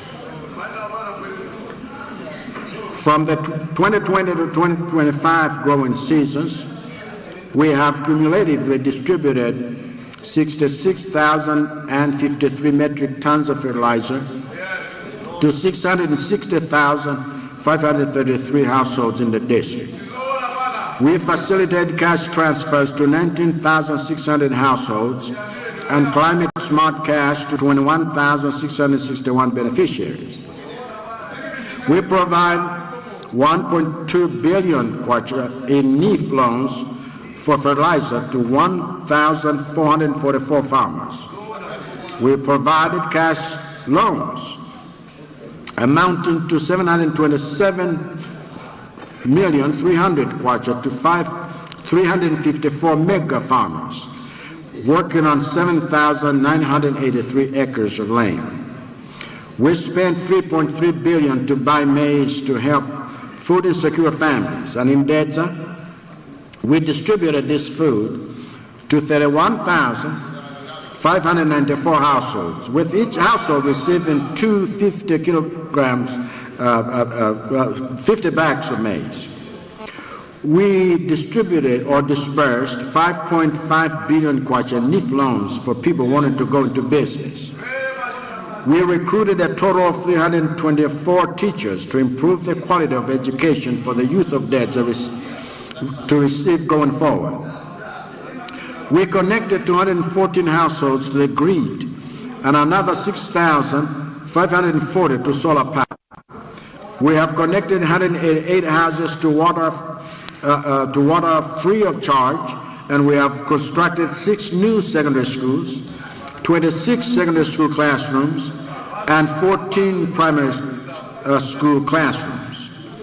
We have constructed 8 health posts, and the construction of 88 security housing units is underway and scheduled for completion within the year. State of development in Doha. Equally, Madam Speaker,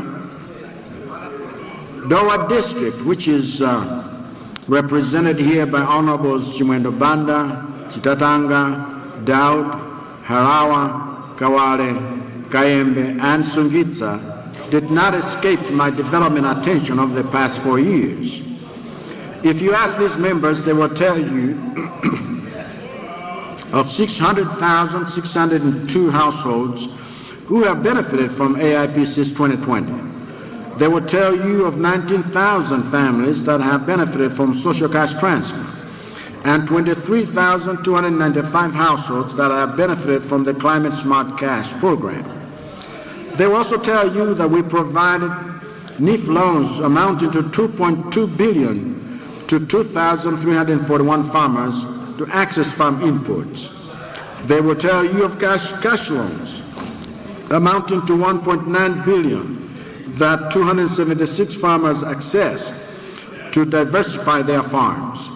They will tell you of the $3.2 billion my office spent to buy and distribute relief food to 30,051 households in Doha, with each household receiving 250 kilogram bags of maize. They will tell you of the $11.3 billion in NIF that we delivered to 10,362 young people wanting to go into business. They will tell you of the credit facilities that we helped 1,500 SMEs gain access to scale up their businesses. They will tell you of the 1.3 billion kwacha that we used to finance 45 cooperatives to diversify their agriculture under Agicom. And under infrastructure development, they will tell you that we connected 130 homes to the national grid under merit. Then another 8,743 through solar home systems. If you ask them, Madam Speaker, they will tell you how we have connected 288 houses to piped water free of charge. They will also tell you that we built 2 new secondary schools and 12 secondary school classrooms there, plus 12 health posts, 9 of which are already done, while the construction of 242 housing units are under construction. If you listen to them carefully, Madam Speaker, they will tell you that we have completed the 15.2 kilometer Doha-Jersey Road, as has phase 1 of the 8.5 kilometer Zarega-Mpalo Road. State of development in Cheo, Madam Speaker. We need to spare a thought for brave and strong people in Cheo, because they have suffered greatly this past year, not just in general terms, but have felt the terrible anguish of losing their beloved Impi, their beloved Bieni, who was suddenly taken from their midst, no longer to dance with them, laugh with them, and make merry with them. I therefore wish to express to all the sons and daughters of Ncheu my deepest condolences for the loss of such an icon as one Saulus Klaus Chilima. It is my prayer that as you listen to the litany of developments that have been delivered in Ncheu these past 4 years, you will take comfort in knowing that until 8 months ago, Dr. Chilima made a significant contribution to this government's ability to deliver on all these developments, for which I pray he gets just reward from God our Father. So to all the members of this House who represent the District of Ncheu, including Honorables Chaola Mdoko, Chidegumtima, Chimalira, Chipungu, Bawala, Salambula, and Zimpondo, I humbly present you with the developments we have delivered for the majestic people of Ncheu over the past 4 years. We have invested 162 million kwacha in farm equipment, processing and warehousing through Agicom, benefiting 1,067 farmers. We have rehabilitated 3,000 hectares at Sangano Mega Farm, 1,400 hectares at Banja Valley Irrigation Scheme. We have rehabilitated 4 irrigation schemes to boost maize and rice production for 2,000 farming households.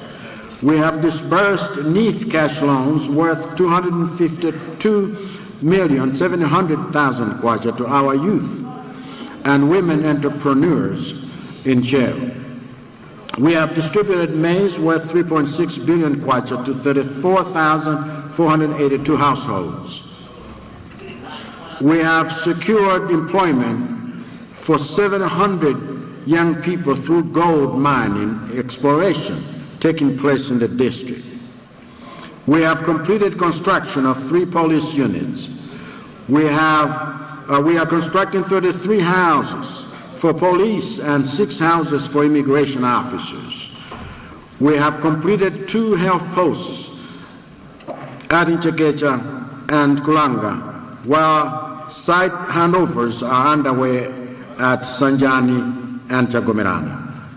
We have constructed 5 secondary schools, 30 secondary school classrooms, 24 primary school classrooms, and recruited new 174 school teachers. We have connected 8,727 households to electricity under MARIT, my rural electrification program. We are constructing mini grids at Mamsambo, which is at 30%. We have made 124 free water connections. We are almost done with the construction of Ncheu Stadium. And the Ncheu Kambironjo Road has now been surfaced on the Ncheu Tsangano Neno Mwanza Road. And as we face the future together, carrying the wounds we feel deep inside from SKC's death, let us boldly draw inspiration from his life of courage, passion, humor, and generosity towards all those he crossed paths with.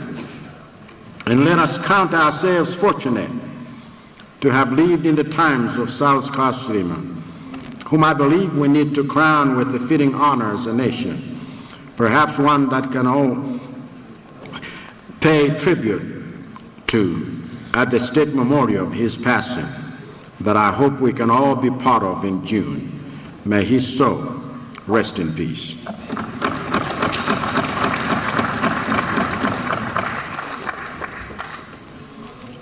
The state of development in Kasungu.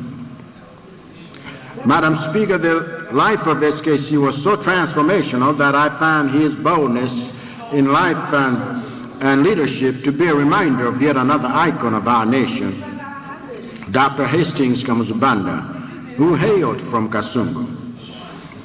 As such, allow me to give you my account of what we have delivered to the good people of Kasungu, who are represented in this House by Honorables Chichola Banda, Bango, Bonongwe, Chiponda, Kambaua, Kandodo, Kazombo, Tonga, and Koma.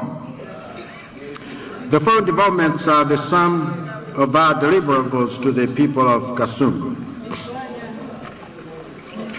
We have supported 43,208 food insecure households through the ongoing relief food distribution. We have been providing AIP support to 44,576 farmers. We've been providing social cash transfers to 19,409 families and smart climate cash to 23,512 households. We have disbursed 4.3 billion kwacha in agricultural loans to 2,708 farmers, and another 12.3 billion to 9,724 people to support their businesses. We have supported 252 mega farmers with MEIC loans to cultivate food and cash crops. We are backing 17 cooperatives in the current season, benefiting 1,703 farmers. Madam Speaker, I'd like to make an additional point on mechanization. During one of my trips abroad, I sourced 20 durable massive Ferguson and Case tractors from Europe. And I pleaded that 7 of these tractors were loaned to entrepreneurs in Kasungu district. Through the World Bank-backed finance project, we have assisted 2,547 SMEs with financing to boost their businesses. We have completed 106 kilometers of the 130-kilometer perimeter fence at Kasungu National Park, and 263 elephants and 431 other species have been translocated from Luntha National Park to enhance tourism. We trained locals in Kasungu about mining. We have made Kasungu safer by reducing crime rate by 3.5%. We recruited and deployed 358 health workers. We've been constructing the OPD and pain wing at Kasungu District Hospital. We have provided university student loans to 1,336 students. We have recruited and deployed 3,810 teachers, constructed 32 classroom blocks, constructed 2 community colleges at Pampa and Kambira. We are building ICT labs at 5 community day secondary schools, including Tuntama and Lojwa. We have secured over 20,000 tablets that we will give child pupils to enhance their learning experience, half of which will be used by girls. We have provided money for constituency development, which has provided 12 houses for medical workers or teachers, 14 bridges, 3 under 5 clinics, a girls' hostel, and a water system. We constructed health centers at Mpopwa, Lojwa, and Office. We constructed bridges at Mkuta, Kasigiti, and Chiloza. We constructed 6 staff houses for police officers at Chisinga, Kamboni, and Kabiru. We constructed Kasungu District Council Office. We expanded Gogode Health Center.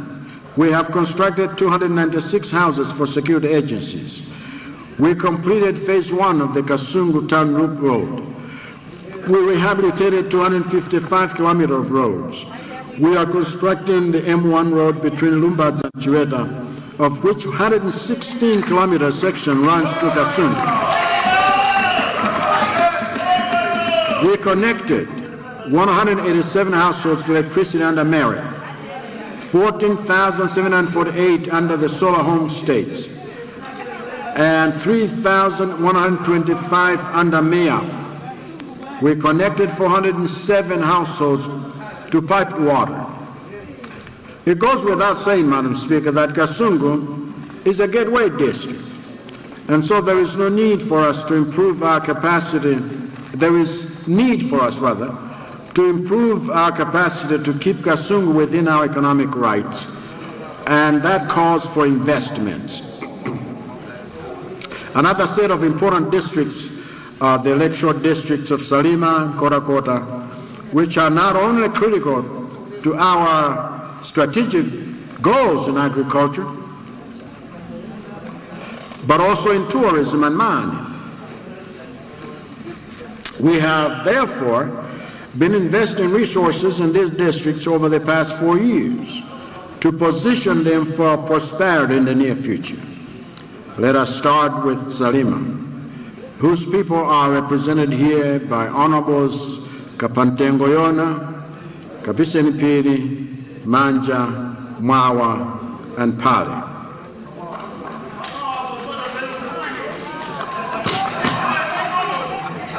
State of development in Salima. 19,363 beneficiaries have redeemed their AIP subsidies. 338.8 million in NIF fertilizer loans have been disbursed to 1,300 people. 37,753 households have received food support worth 4 billion kwacha. We have done social cash transfers to 11,814 households, but also reached another 20,041 beneficiaries through the Climate Smart Cash, plus another 106,744 beneficiaries through the Post-Cyclone Support Initiative, and a final 9,960 supported through the El Nino lean season support. We rehabilitated the feed irrigation schemes. We disbursed 3.7 billion kwacha NIF loans to 5,529 beneficiaries, plus an additional 6,994 MSMEs with finance access for scaling up operations. Under the Malawi Rural Electrification Project, we have connected 94 households to electricity. Under the MIAP, we have connected 10,979 households. We have acquired 52.7 hectares of land at Traditional Authority Maganga in Salima for the development of the Salima Integrated Holiday Resort and Public Beach. We have built 8 schools, added 56 new classrooms, and recruited about 290 primary school teachers on permanent basis, leading to an additional 5,020 new enrollments. Through the Malawi Youth Games, a national program involving both primary and secondary schools launched by the Minister of Youth and Sports, through which 2,000 talented athletes were identified from 20,000 youths, and every Malawian should be proud that Salima Secondary School football team won gold in the African Schools Football Championship. We commenced the Salima Lilongwe Water Supply Project, which will benefit over 1.5 million people in Salima, Dowa, and Chisi and Lilongwe. We commenced construction of the 50-megawatt Nanjoka power plant in Salima. We revamped the Salima Sugar Company Limited and is currently producing 21,000 metric tons of sugar and employs over 4,200 people. We are constructing the 60-kilometer Kapatenga-Benga M5 road, having completed the Rifyozi Bridge. We have also delivered free water connections to 504 households. State of development in Korakota. Similarly, Madam Speaker, the electoral district in Korakota must be jealously guarded, and its people must be given the assurance that their government puts the development of the district at the top of its priority list. I will therefore proceed to say how we have done exactly that over the past 4 years for the district of Korakota, which is represented in this House by Honorables Banda, Ibrahim, Kaise, Kondowe, and Mazizi. My office is supporting 19,000 822 food insecure households with emergency food. We are providing AIP to 18,179 beneficiaries. We are providing social cash transfers to 8,743 families and climate smart cash to another 15,736. We have disbursed 1.7 billion kwacha to 1,282 farmers for agricultural input loans. We have disbursed 5 billion to 4,863 people to support their various economic enterprises. Through the Mega Farm Initiative, we have given MEAC loans to 15 mega farmers to cultivate 478 hectares of maize, tobacco, and ginger. Through Agicom, we have supported cooperatives to build 5 warehouses and 7 cold storage rooms and acquire 6 tractors, 5 power tillers, 5 light trucks, and processing equipment. Through the World Bank-funded finance project, we have assisted 907 micro, small, and medium enterprises, primarily benefiting women and youth. We have constructed 4 health posts at Bamba, Nati, Namsongole, and the final one at Sasani. We have recruited and deployed 216 of health workers there. We have provided loans to 756 university students. We have recruited and deployed 438 teachers in the district to enhance the education of the youth there. We have constructed 4 schools, 41 classrooms, 1 administration block, and 5 teacher houses. We're building 3 ICT labs at Impondagaga, Benga, and Chipati. Under the BEFIT program, we have distributed 4,880 tablets across 27 schools.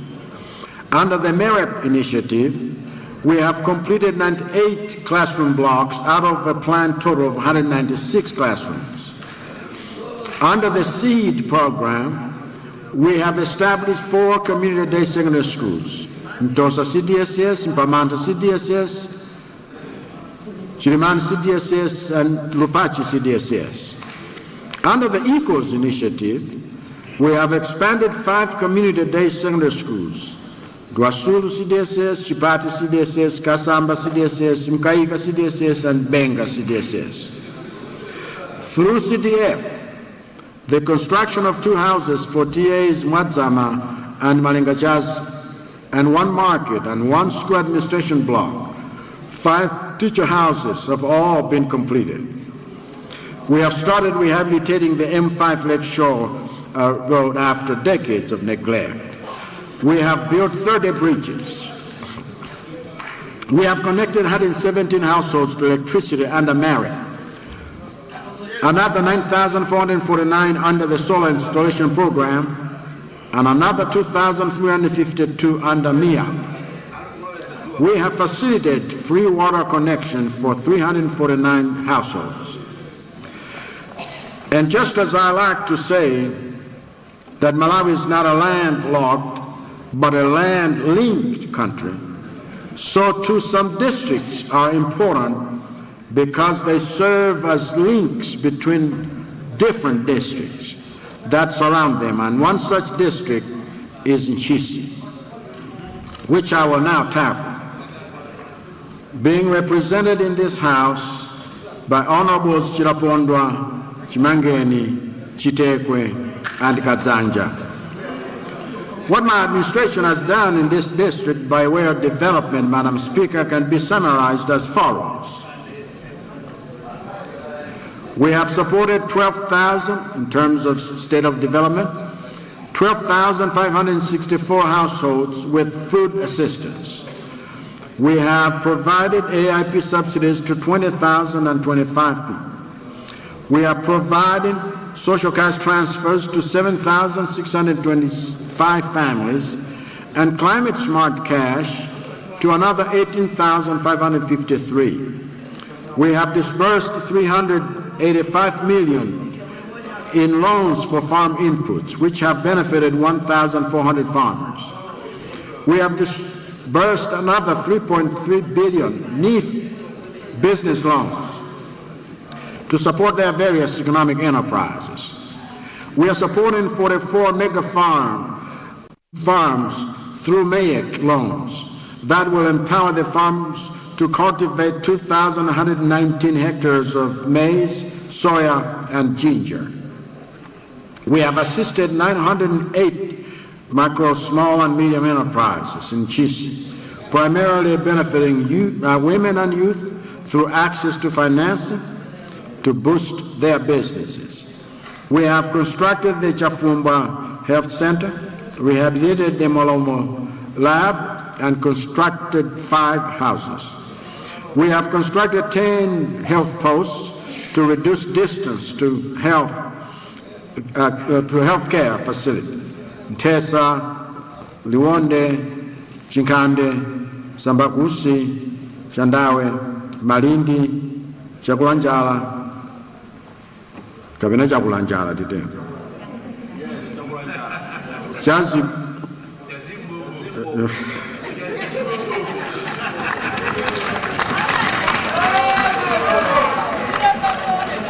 Jazimbobo,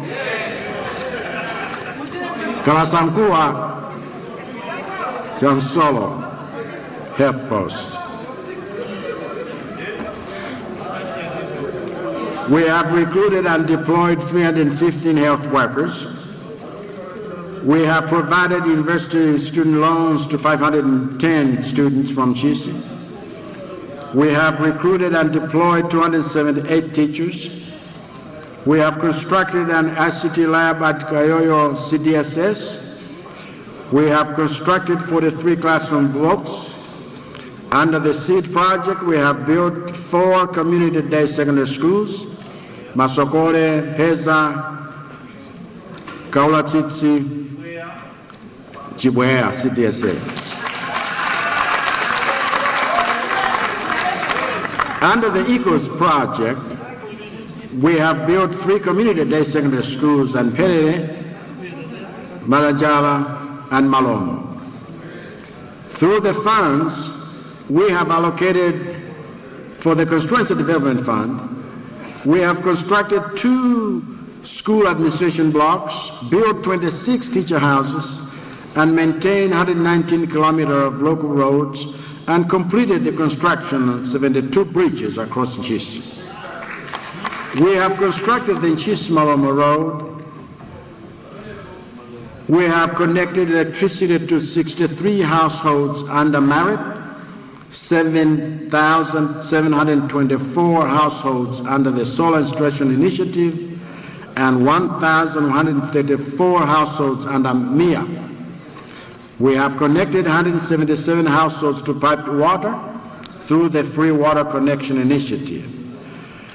And we look forward to completing the construction of the Maloma Nchisi Road, as well as developing roads within Nchisi Town Center, which will be a beautiful sight.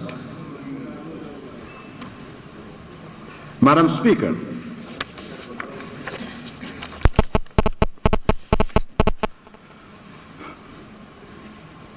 let me talk about the development in Ginji.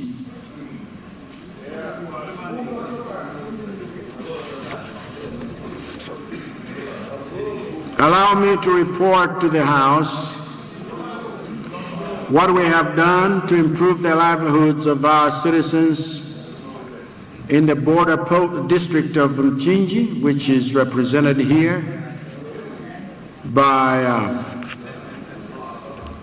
Honorable Gumba, Kapalamula, Majaza, Mazombwe, Mwale, Nkusankoma. Considering that Mchinji district is one of my home districts,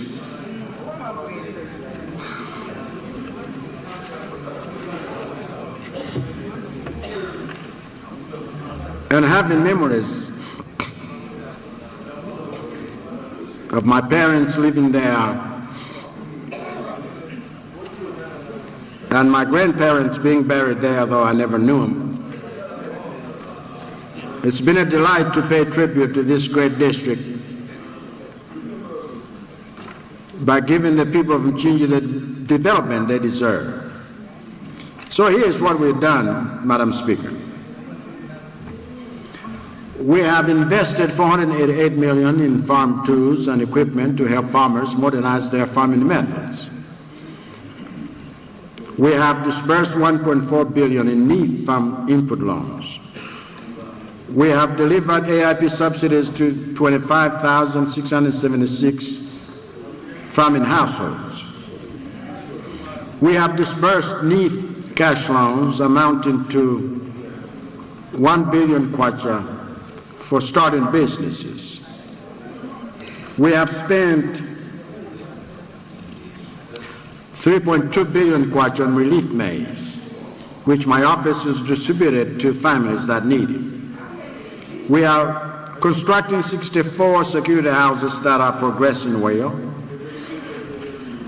We have completed work on 15 health posts, namely Mwase, Pitala, Chimwa, Kazira, Kavuta, Sante, Walilanchi, Kumurira, Kamera, Mariten, Titi, Kamue, Kamchere, Mzama, and Mzenge.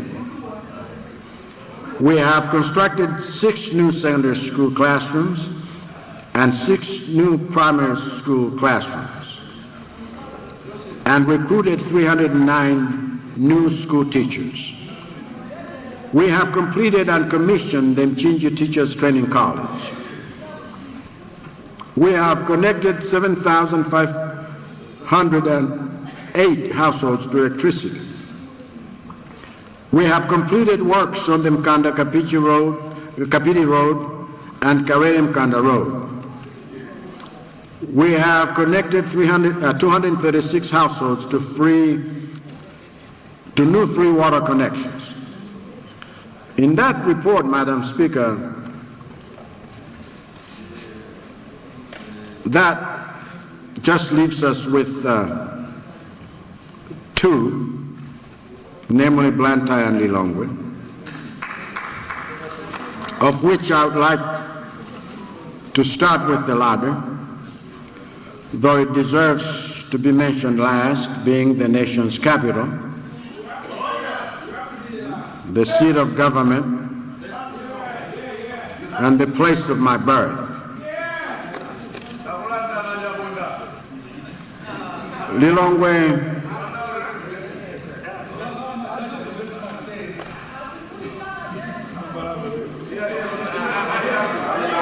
is a vast area with many diverse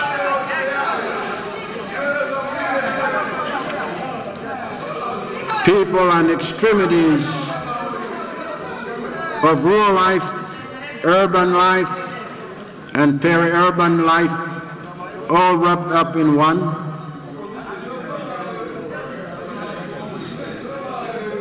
It is geographically, economically, and politically central to our nation's development.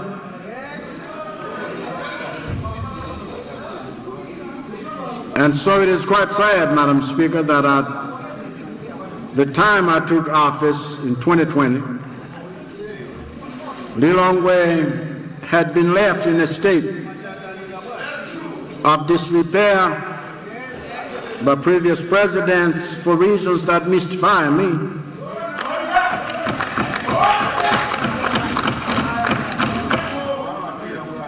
And so, knowing the importance of a nation's capital to its sense of synergy and identity, I resolved to correct this anomaly by ensuring that I give Lilongwe the grooming commensurate with the capital city.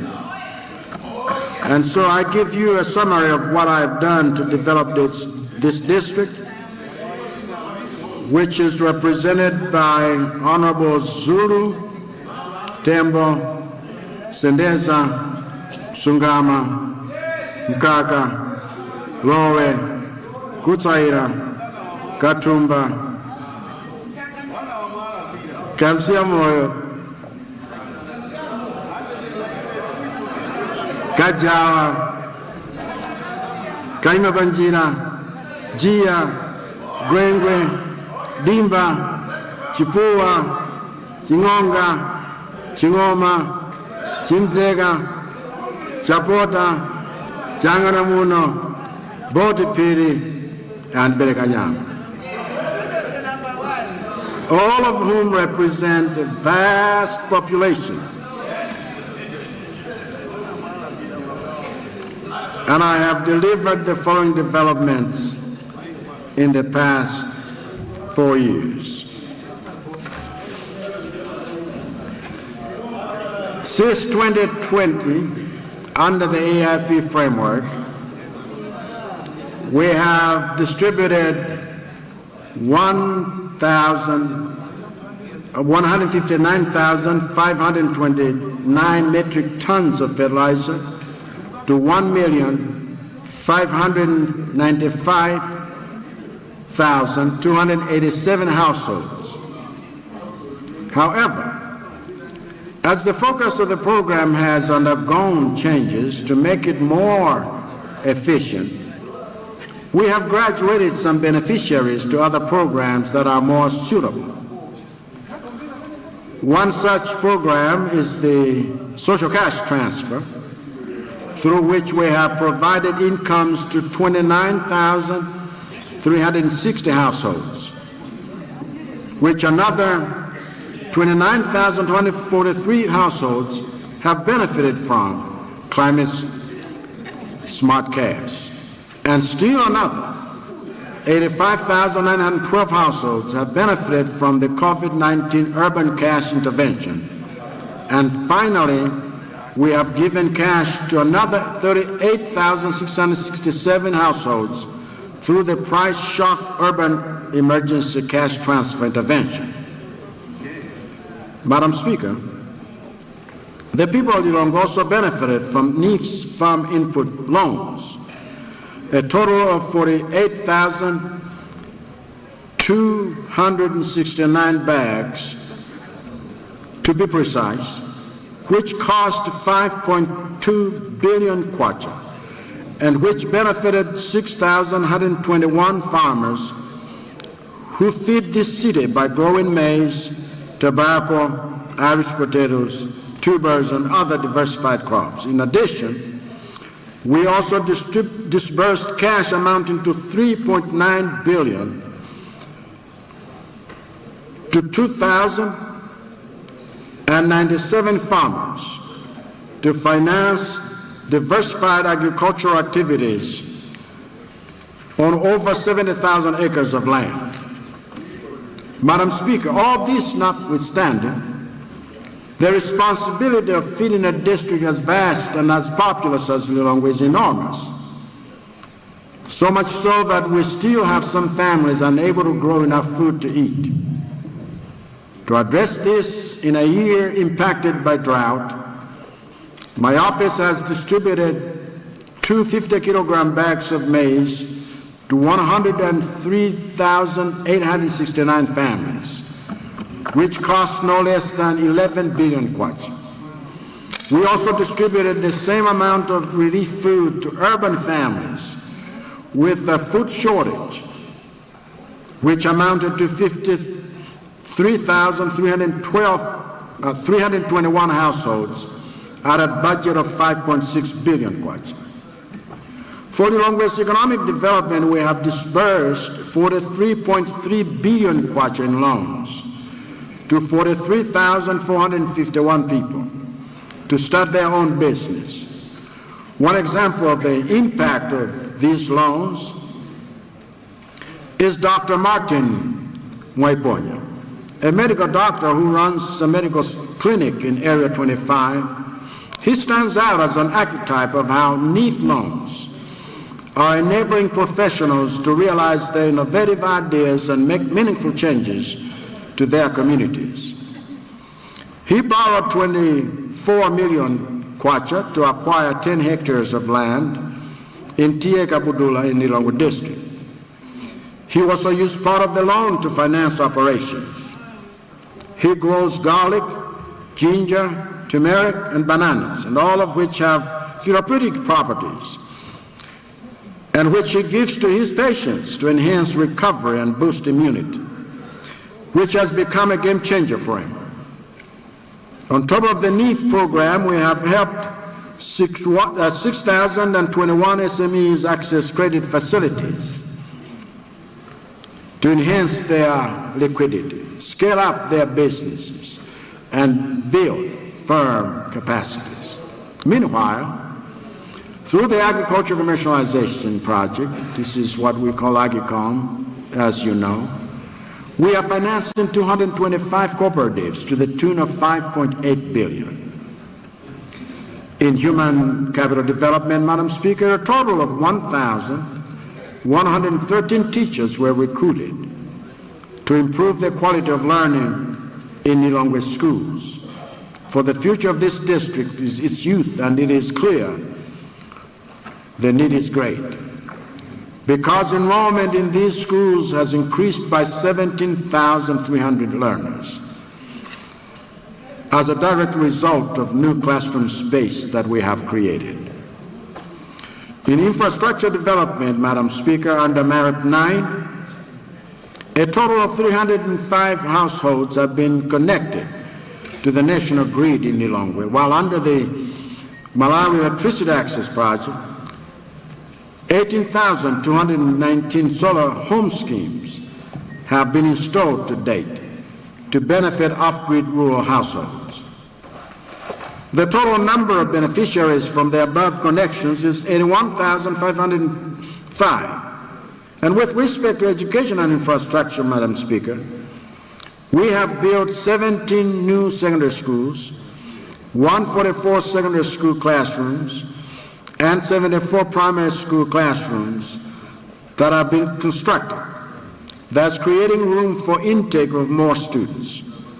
We have also built 9 health posts, 5 of which are completed and in use already, and the construction of the remaining 4 is still in progress.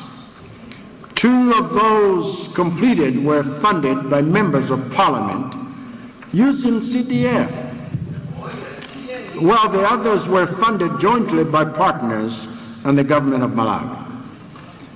The Global Fund stands out as a major funding partner in this case. Madam Speaker, government is constructing 645 housing units for personnel in security institutions in Lilongwe, with a view to providing safe and modern housing for them. Out of these, 240 units are for the Malawi Police Service, 254 units are for the Malawi Defense Force, 126 units are for Immigration and Citizenship Services, and 25 units are for the Malawi Prison Service. All of them are still under construction and expected to be completed within the year. Madam Speaker, besides security institutions, houses, government is also constructing 11 housing units for people with albinism to ensure their safety and comfort. These are due to completion within the year too. By the way, we could have mentioned all of these in all the other districts, but we didn't have time, and we still don't. And with respect to water infrastructure, a total of 23,248 residents of the city and 103 residents in rural areas were connected to the Water Board and Central Region Water Board networks, free of charge. But I'm sure the greatest joys in infrastructure are being felt on the new roads in the city. And so there's nothing for me to say about those others than to encourage us to use these roads wisely and responsibly. And the same applies to the National Aquatic Complex and the Griffin Sayenda Indoor Sports Complex that are 63% and 80% completion respectively, although they hosted the African Union Regional 5 Youth Games in December 2022. Madam Speaker, going forward, the following projects are in the offing. The Twin Towers, due to be constructed at Capitol Hill in Lilongwe, whose designs are ready for implementation. Procurement for the Millennium Challenge account, compact funded 53 kilometer Chileka Malingunde Guni Road, is in progress. Works are in progress on the 11.4 kilometer Kaunda Road and 4.7 kilometer Chandawaka Road. Government intends to construct a new international airport in Lilongwe featuring 3 kilometers runways to accommodate large cargo and passenger aircraft. Government has signed exchange notes with the People's Republic of China for the judicial complex project designs of which are completed and construction of whose perimeter fence started in June 2024, and it is at 33% completion. Madam Speaker, as you can see, the best days for Lilongwe are yet to come. State of development for Blantyre. And now, Madam Speaker, here's what we have delivered for the district and people of Blantyre who are represented here in this House by Honorables Bande, Sesere, Kachingwe, Kaneka, Tipipa, Mikaya, Nkumba, Pinganjira, Nankuma, Dalama, Piso, Shava, and Songwe. 1,037 beneficiaries have redeemed their AIP subsidies. 402,022,000 kwacha has been disbursed as NEEF fertilizer loans to 1,018 beneficiaries, covering 412 hectares. 95,491 households have received food support worth 7,550,956,500 kwacha through DOTMA. Social cash transfers supported 1,909 households. The Climate Smart Enhanced Public Works supported 16,946 beneficiaries. The COVID-19 Urban Cash Transfer supported 71,517 households. Price Shocks Urban Intervention supported 48,444 households. A 200-hectare Mkawinda irrigation scheme has been developed in Blantyre. 10,964,556,420 kwacha has been disbursed to 12,319 beneficiaries as NEEF cash loans. Under the Malawi Rural Electrification Project, MARIP 9, we have connected 145 households to electricity.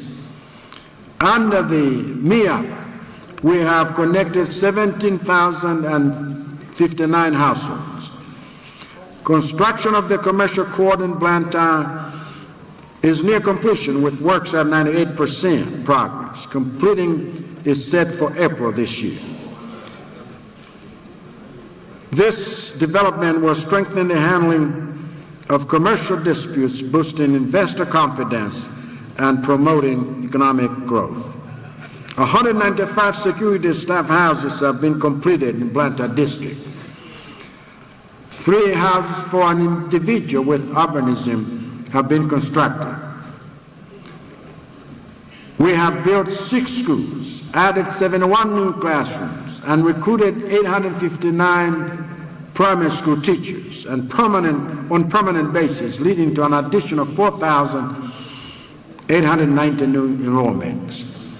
We have carried out school feeding programs at 233 primary schools. To enhance fuel security, the government is expanding fuel storage capacity from 60 million to 120 million liters, with feasibility studies and procurement processes for new reserves in Blantyre. Of course, we'll have some in Lilongwe and Mzuzu already underway. In terms of affordable housing units, Blantyre has seen the completion of 2 apartment blocks, each containing 6 flats, along with 90 additional flats and 5 bungalows, resulting in a total of 102 units. Government is advancing special economic zones SEZs, to accelerate industrialization and economic growth. For Blantyre, Matindi Special Economic Zone will catalyze industrialization, attract investment, create jobs, and boost Malawi's trade and economic competitiveness. The rehabilitation of the Chileka terminal building is at 95% completion. The International Departures Terminal has been completed and operational. This will enhance service delivery by modernizing facilities to meet increasing passenger demand and improving overall efficiency, and also improve security checkpoints within the terminal and accessibility for individuals with reduced mobility, which collectively enhances passenger experience. My government has cleared the arrears that had accrued on the construction of the Sochi Stadium in Blantyre. This was done to facilitate the commencement of the facility's completion process so that it provides a venue for teams to compete.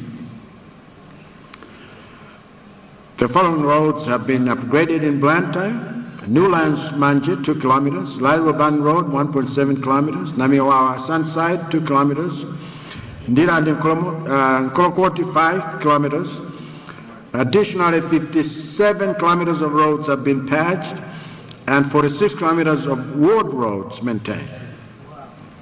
The Malawi Water Supply and Sanitation Project, spanning 2022 to 2028, is transforming water access and sanitation services for over 330,000 people and improving solid waste management for 480,000 residents in Blantyre City and surrounding areas.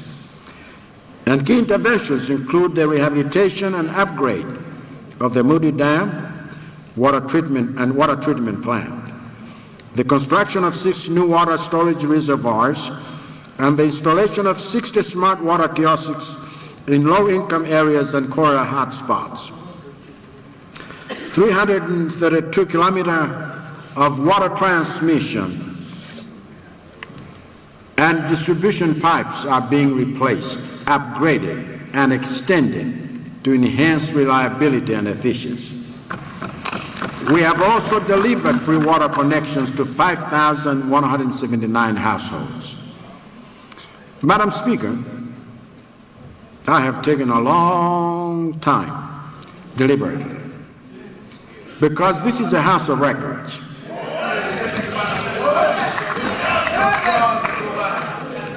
And I want it on record that this is what I have delivered for the Malawian people in the 4 years that I have been president.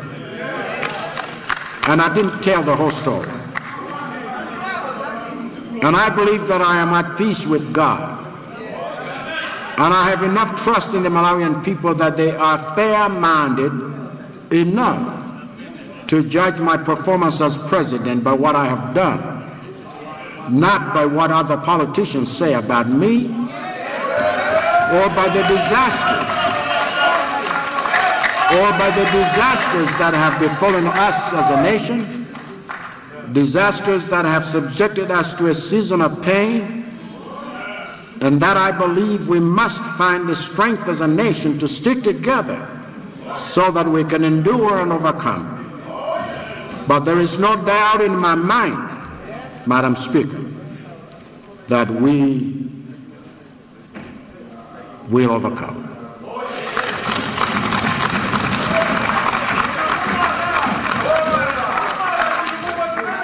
I thank you for listening, and I yield the floor. God bless Malawi.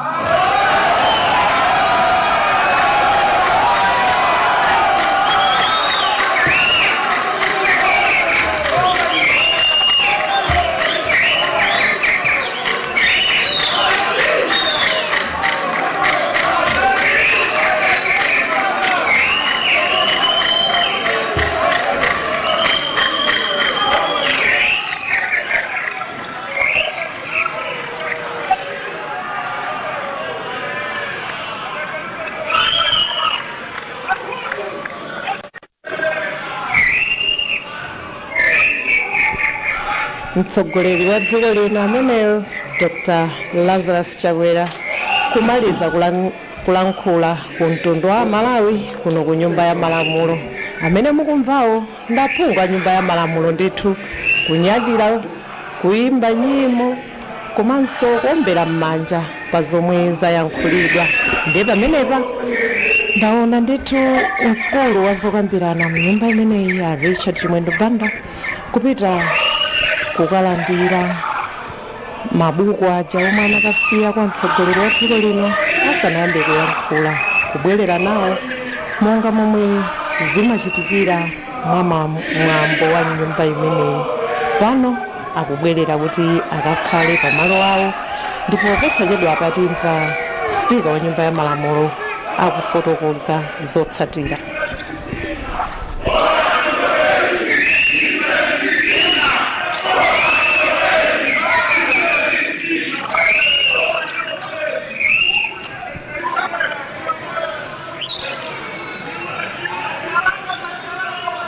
Announcements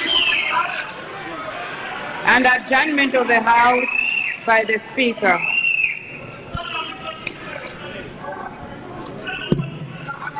Honorable members, before I adjourn the House, can I have order, please? No, Salima Southeast, can I have order, please? Honorable members, before I adjourn the House, I have some announcements to make. Before I make my announcement, I wish to express my deep appreciation on behalf of this august House to you, Your Excellency the President, for graciously delivering the State of the Nation address, which was marked the opening of the 51st session of Parliament and the 2025-2026 budget meeting. As Your Excellency is aware, this is our last budget meeting for this Parliament term. We therefore wish to commend Your Excellency for your generosity and support towards the work of this Assembly during the entire period we've been meeting here under your stewardship. Our meetings have always been a success because of Your Excellency's support. We have not taken this gesture for granted. Thank you very much, and may God bless you. Honorable members, the first announcement is that I wish to inform the House that it has pleased His Excellency the President to pose for a group photograph with the honorable members of Parliament after the House is adjourned. The photograph will be taken at the main entrance of the Parliament building. May I appeal to all Cabinet Ministers, Deputy Ministers, and honorable members of Parliament to urgently proceed to the main entrance soon after the President and the Chief Justice's procession have left the chamber. We have to make it clear we have to wait for the Chief Justice's procession, then the honorable members can follow. The second announcement is on the distribution of the State of the Nation address. Honorable members, we will receive electronic copies of the President's address. Cabinet Ministers and Deputy Ministers will receive copies of the President's address from the Office of the President and Cabinet. Members of the Diplomatic Corps will receive the copies from the Ministry of Foreign Affairs. The Chief Justice and the judges of the Supreme Court of Appeal and the High Court will receive their electronic copies of the address from my office. Honorable members, it is now His Excellency the President's pleasure to take leave of the House. The President will be escorted out of the chamber by the Speaker, the Leader of the House, who will be joined by the Right Honorable Vice President of the Republic of Malawi, the Army Commander, and the Inspector General of Police in a procession led by the Sergeant at Arms. In this regard, let me remind the journalists to stay away from the aisle of the chamber as His Excellency the President leaves the chamber. Honorable members, I now adjourn the House to Monday, 17th February 2025, 2 p.m. House adjourned. Spika wa nyumba ya malamulo Catherine Gotani Hara kutseka ndithu zokambirana za nyumba ya malamulo za lero. Pamene panso wapempha a President Dr. Lazarus Chakwera kuti akhoza kunyamuka kutuluka nyumbayi motsogozedwa ndithu ndi mkulu wa zokambirana mu nyumba ya malamulo. kupatsana chanza pamenepa a president ndi wachiwiri kwa mtsogoleri wa dziko lino pamene ayamba ndithu kutuluka. ndithu ndimene zakhalira kuno ku nyumba ya malamulo kumene mtsogoleri wa dziko lino Dr. Lazarus Makathi Chakwera amalankhula mu nyumba ya malamulo State of the Nation Address, kupereka uthenga ku dziko lino kuti zinthu zayenda bwanji pa nkhani ya chitukuko ndi zina zonse. Ndiye unali uthenga ndithu umene wafotokoza tsatanetsatane wa mmene zinthu zakhalira, amachita kutchula boma lililonse palokha. Tinamva akuyambira ndi boma la Chitipa fotokoza chilichonse chimene chachitika ku Chitipa pa nkhani ya chitukuko, nkumatsika boma ndi boma mpaka na kunsanje Mchinji ndi kwina konse mdziko muno. Boma lililonse alitchula palokha zimene zachitika ndithu kumeneko.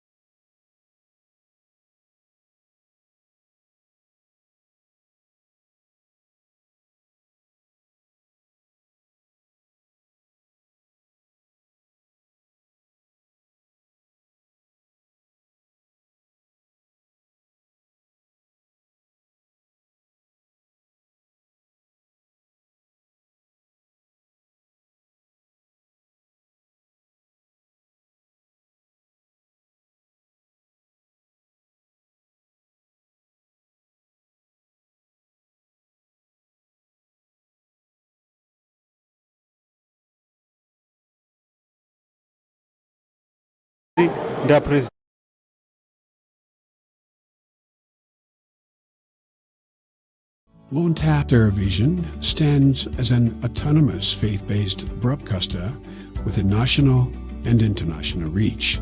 Experience the difference with Luntha Television, where innovation meets experience. Our dedicated team, backed by cutting-edge technology, ensures seamless execution and unparalleled results. Luntha guarantees credibility and professionalism in all its endeavors and services. We offer, among this, production and broadcasting of jingles, music videos, narratives, documentaries, press services and programs, on occasion or outside live broadcasting of mass and other church functions, government or NGO functions, and political rallies, creation and broadcasting of special programs, sponsored content, sports and entertainment, and advertising for small, medium and large enterprises. All services are offered at competitive prices. Tune in daily to catch Luntha Television on Zuko on Channel 51, Starsat Channel 474, Star Times Channel 474, Topstar 474, Kriye 007, GoTV on Channel 807, Azam on Channel 386, and live streams on our YouTube and Facebook platforms.